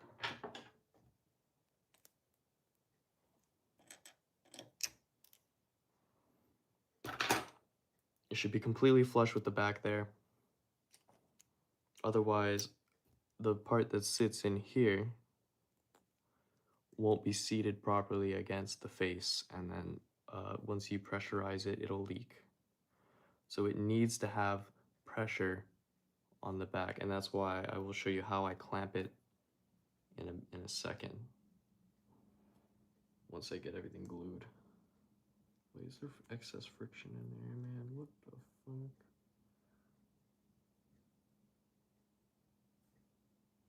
It'll be fine, I guess.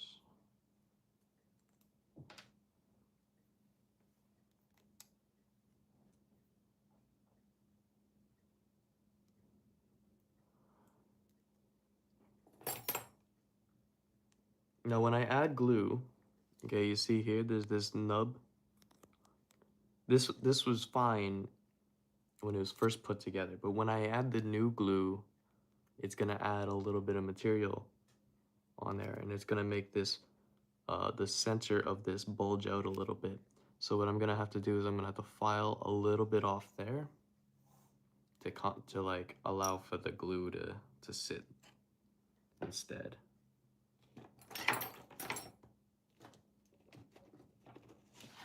Because I've had this issue a couple times, but I figured it out. So I'm just taking a flat file and filing it flush with this face.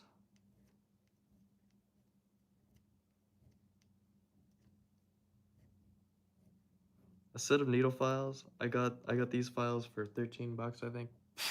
They've been so handy. And I think I've lost one of them. It's upsetting, but you'll end up losing things like this. It's just a given. It's a matter of when.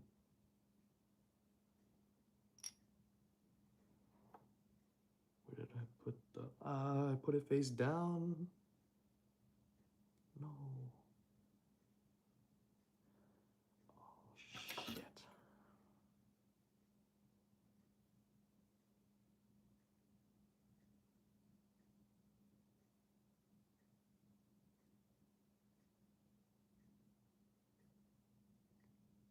Cleaning like a fucking dentist, bro. I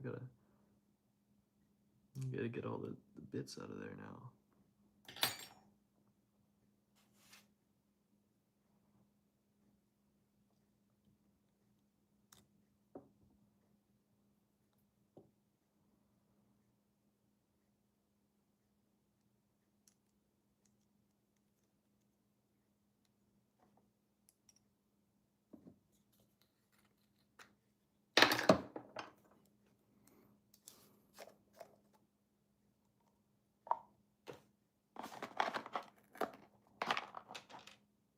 Oh shit, I don't need a toothpick.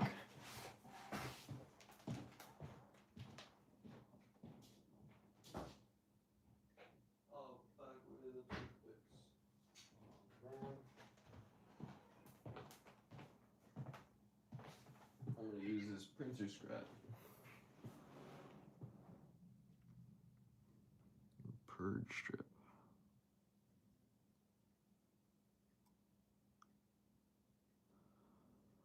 Perfect. Oh no.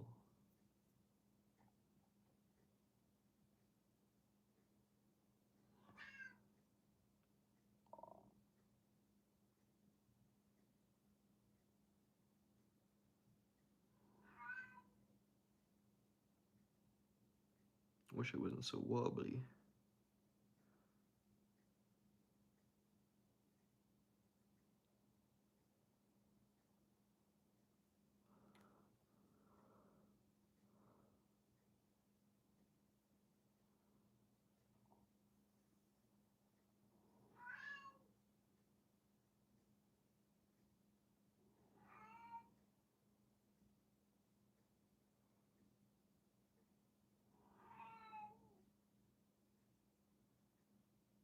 You just need the tiniest amount.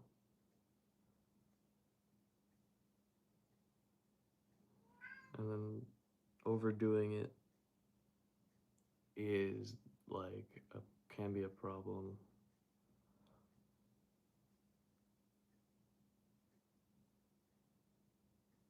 And now for the center part, for the pin, is the most delicate operation. You don't want to miss. You want to get that drop of glue right in the middle.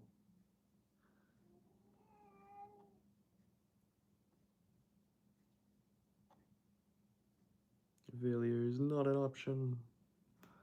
I got it.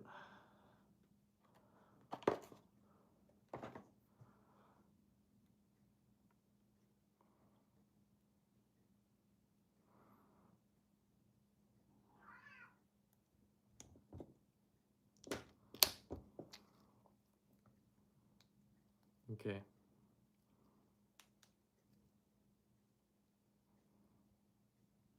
I got that in. As for clamping, a lot of the time I clamp each side one at a time. Just because I see a lot of people, they make these jigs so then you can clamp the whole thing all at once. And that's nice. And if you're gonna do a lot of them, maybe do that. But I do this because I don't want to do that.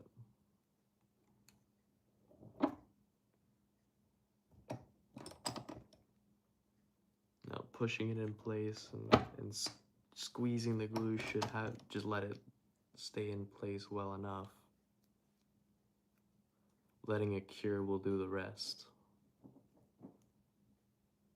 It's not like wood glue where you have to leave it clamped for fucking hours on end.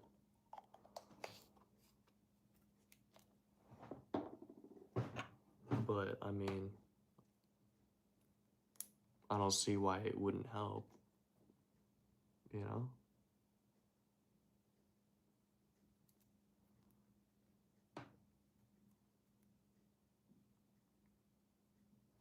See, it sits flush with the back there.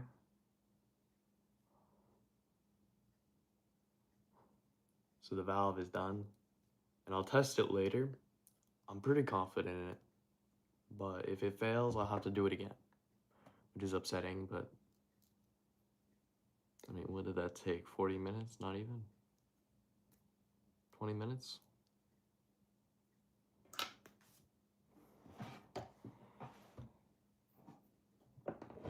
Now I gotta clean up.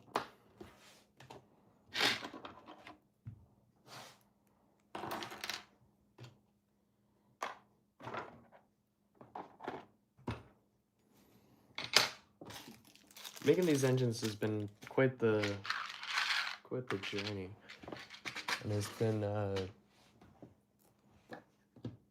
been learning a lot about how linkages go together, bearings, how bearing assemblies go together, how you're supposed to put everything together so the bearing can rotate freely and nothing wobbles around. It's very interesting.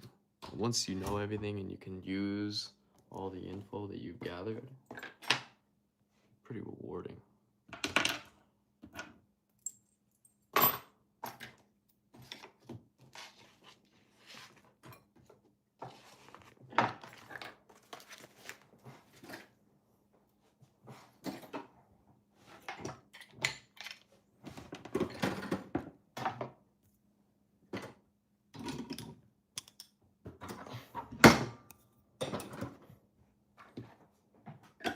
On to the next bit.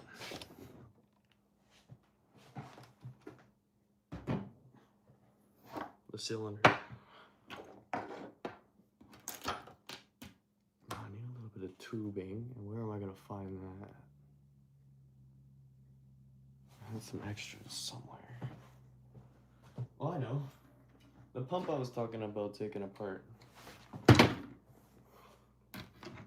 This water pump sucks, and I'm going to be taking all of this tubing, because this has got my eye.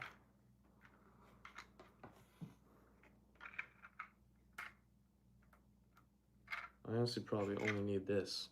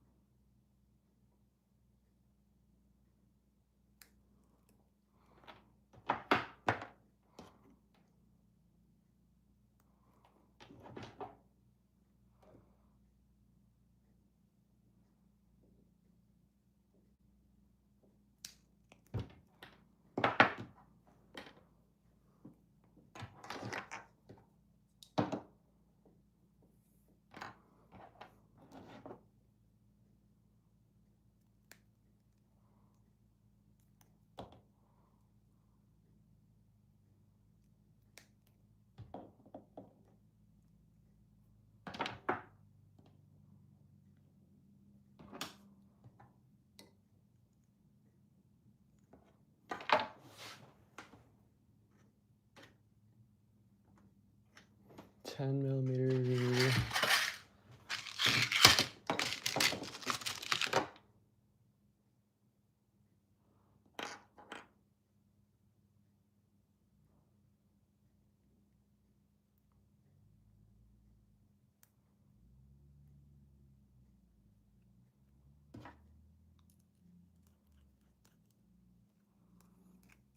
To seat the valve, to mount the valve to the cylinder housing, it has the these Lego bits right here, and that's like a 4.5 millimeter hole. I put the M3 bolt on this tubing, and then I put the tubing and the bolt through here, and that's a shock-proof mounting solution, and it's perfect.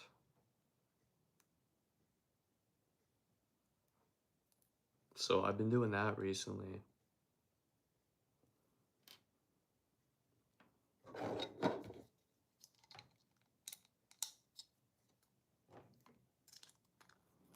Just utilizing all the materials that I already have.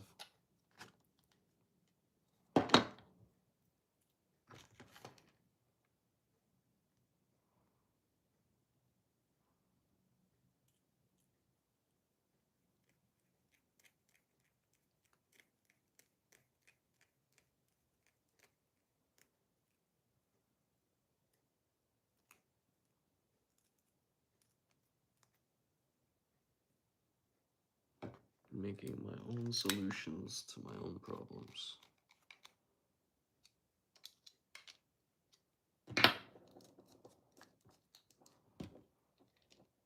I put it in backwards. Fuck.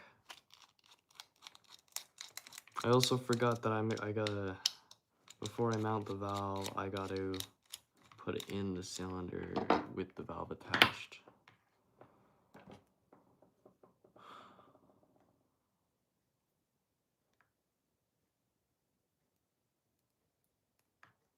And I put these extra, a bit longer than they're supposed to be, so that I can find out exactly how long it should be. It should be.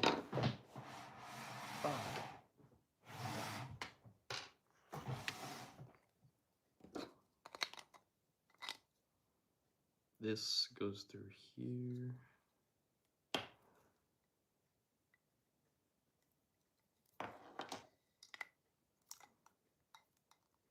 This here.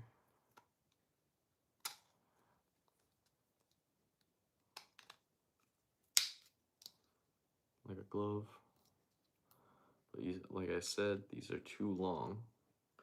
I have to figure out where to cut these. I'll take off about 1/2 inch.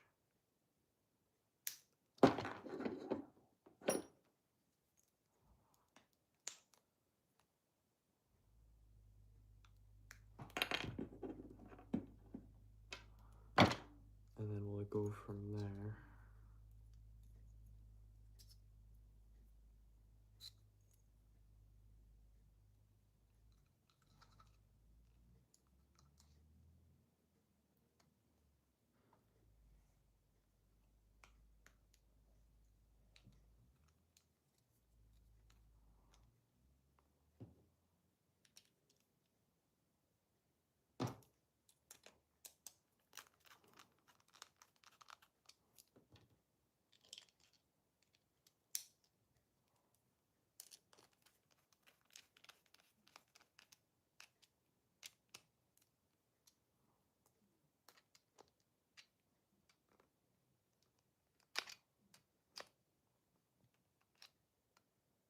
Yeah, that's good. So you want the hoses not to be kinked. It's just wide enough that like you can fit the hose, a silicone hose in there without it kinking and blocking off the airflow.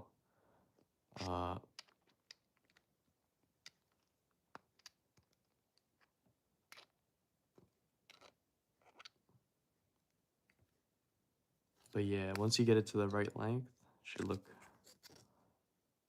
that. And then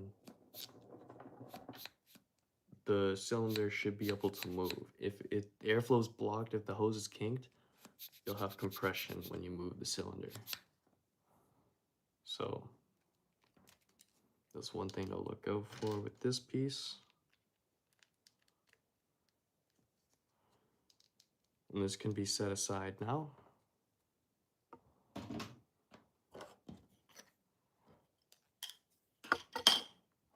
And come back to this.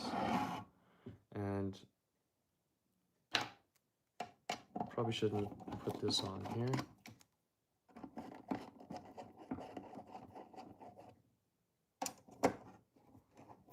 Because I gotta take it off again to attach the cylinder to it.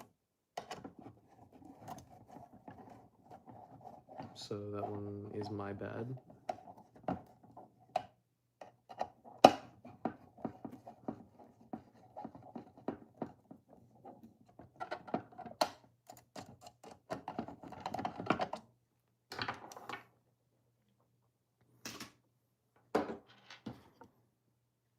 Okay, so there are 5 holes here. You can use all 5, but honestly, I probably just should have kept these 3.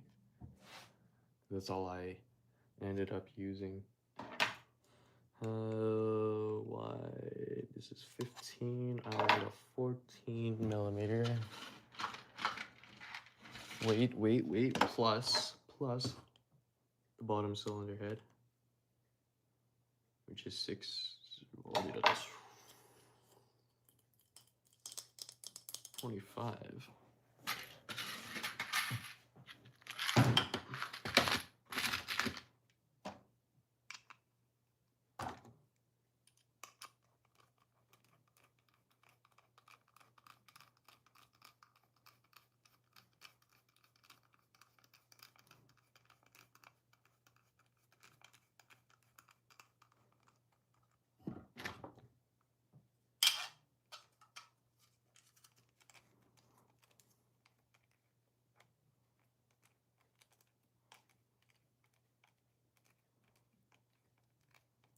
Ha, perfect.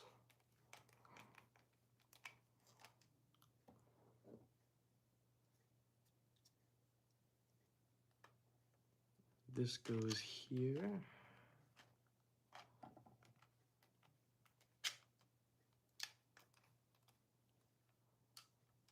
Yep.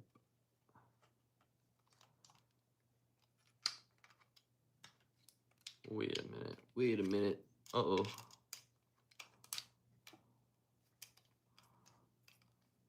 I should have drilled that out, but it's too late. So I'm just gonna do this.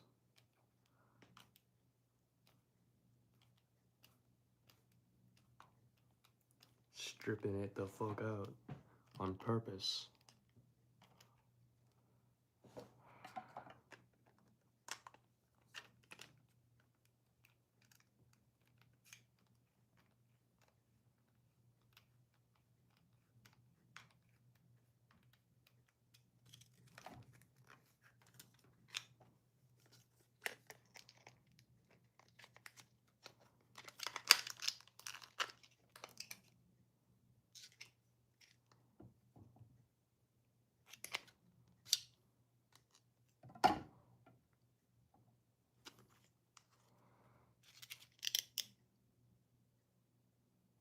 There we go. That's aligned. This is more annoying than I remember it being.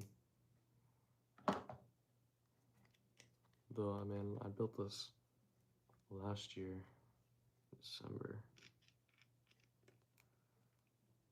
Or, well, the old one.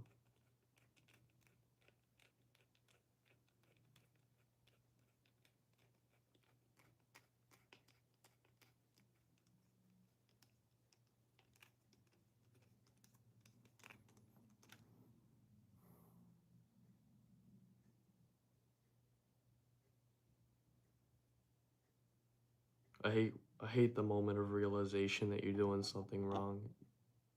I always hate it. Fuck.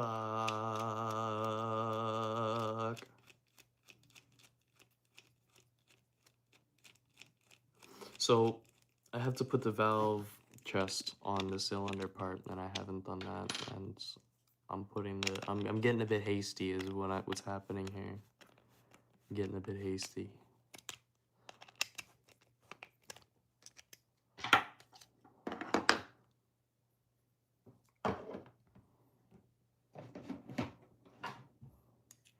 This piece here with the side away, the furthest from the hole here, needs to attach like that.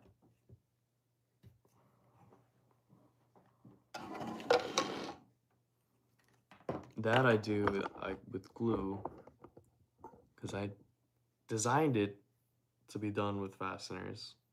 I never had any fasteners long enough, and then I never really got to that. So one day I will fix that before, like, I will have M3 studs coming out of here. These holes will be a bit larger, and it'll all just fit in place. But for now, glue.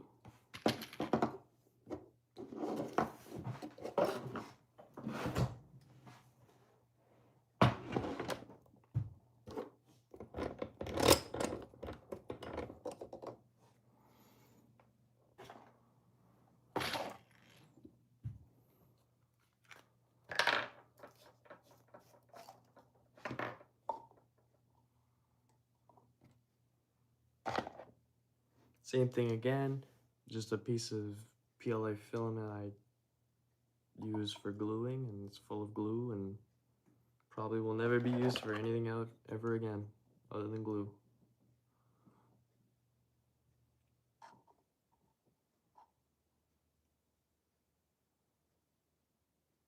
You just wipe a nice even coat all along the edge until you realize you're doing it on the wrong side. You're gonna kill yourself.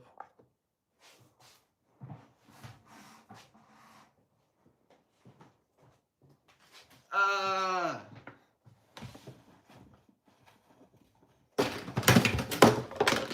My bucket.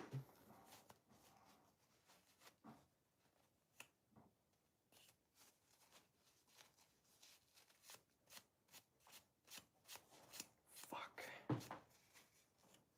I put it on the wrong side. I got hasty again. All is fine. Nothing is completely ruined. Except for that mirror finish.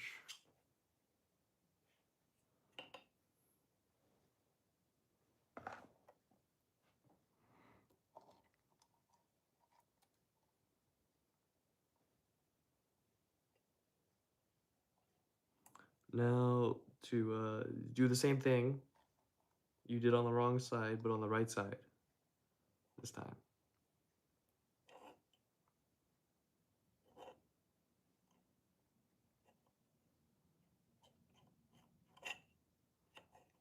That's how it goes. That's how it goes.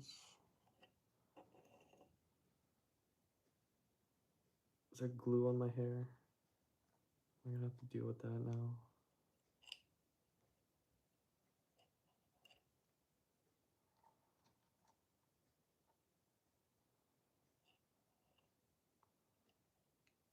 I shall deal with that when I deal with that.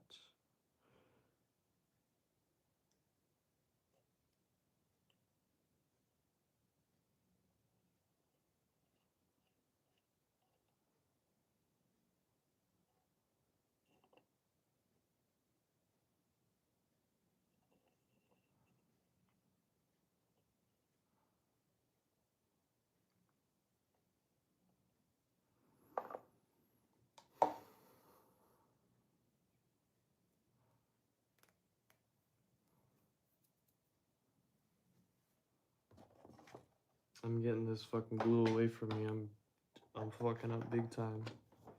Glue is always scary to use. It's kind of bullshit. It's just like it sticks to you. It fucking gets all over everything. It smells like shit. I hate glue, but it's also very useful. So why is all the fucking useful shit gotta be terrible? Like lead. I hate it. I hate that shit. Like lead, batteries. It's all bad for the sun. The sun is great. I love the sun. Apparently it gives you cancer. You gotta wear sunscreen.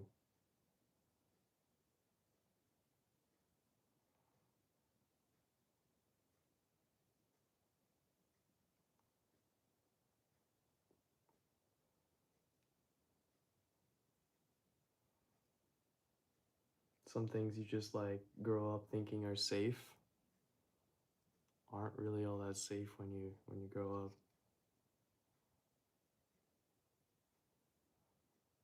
And it's kind of mind-boggling.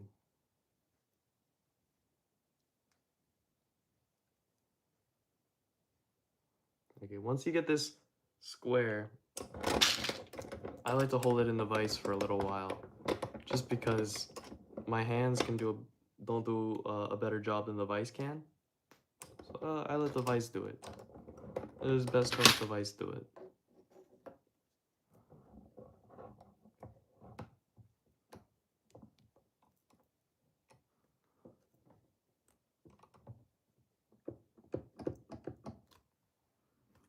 Not a lot of pressure, just enough to hold it there.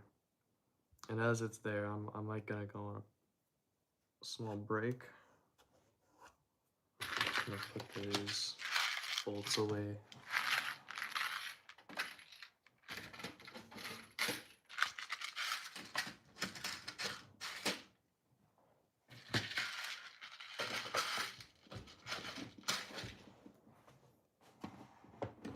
And soon we will be getting back to putting this onto the top plate, and then this onto here.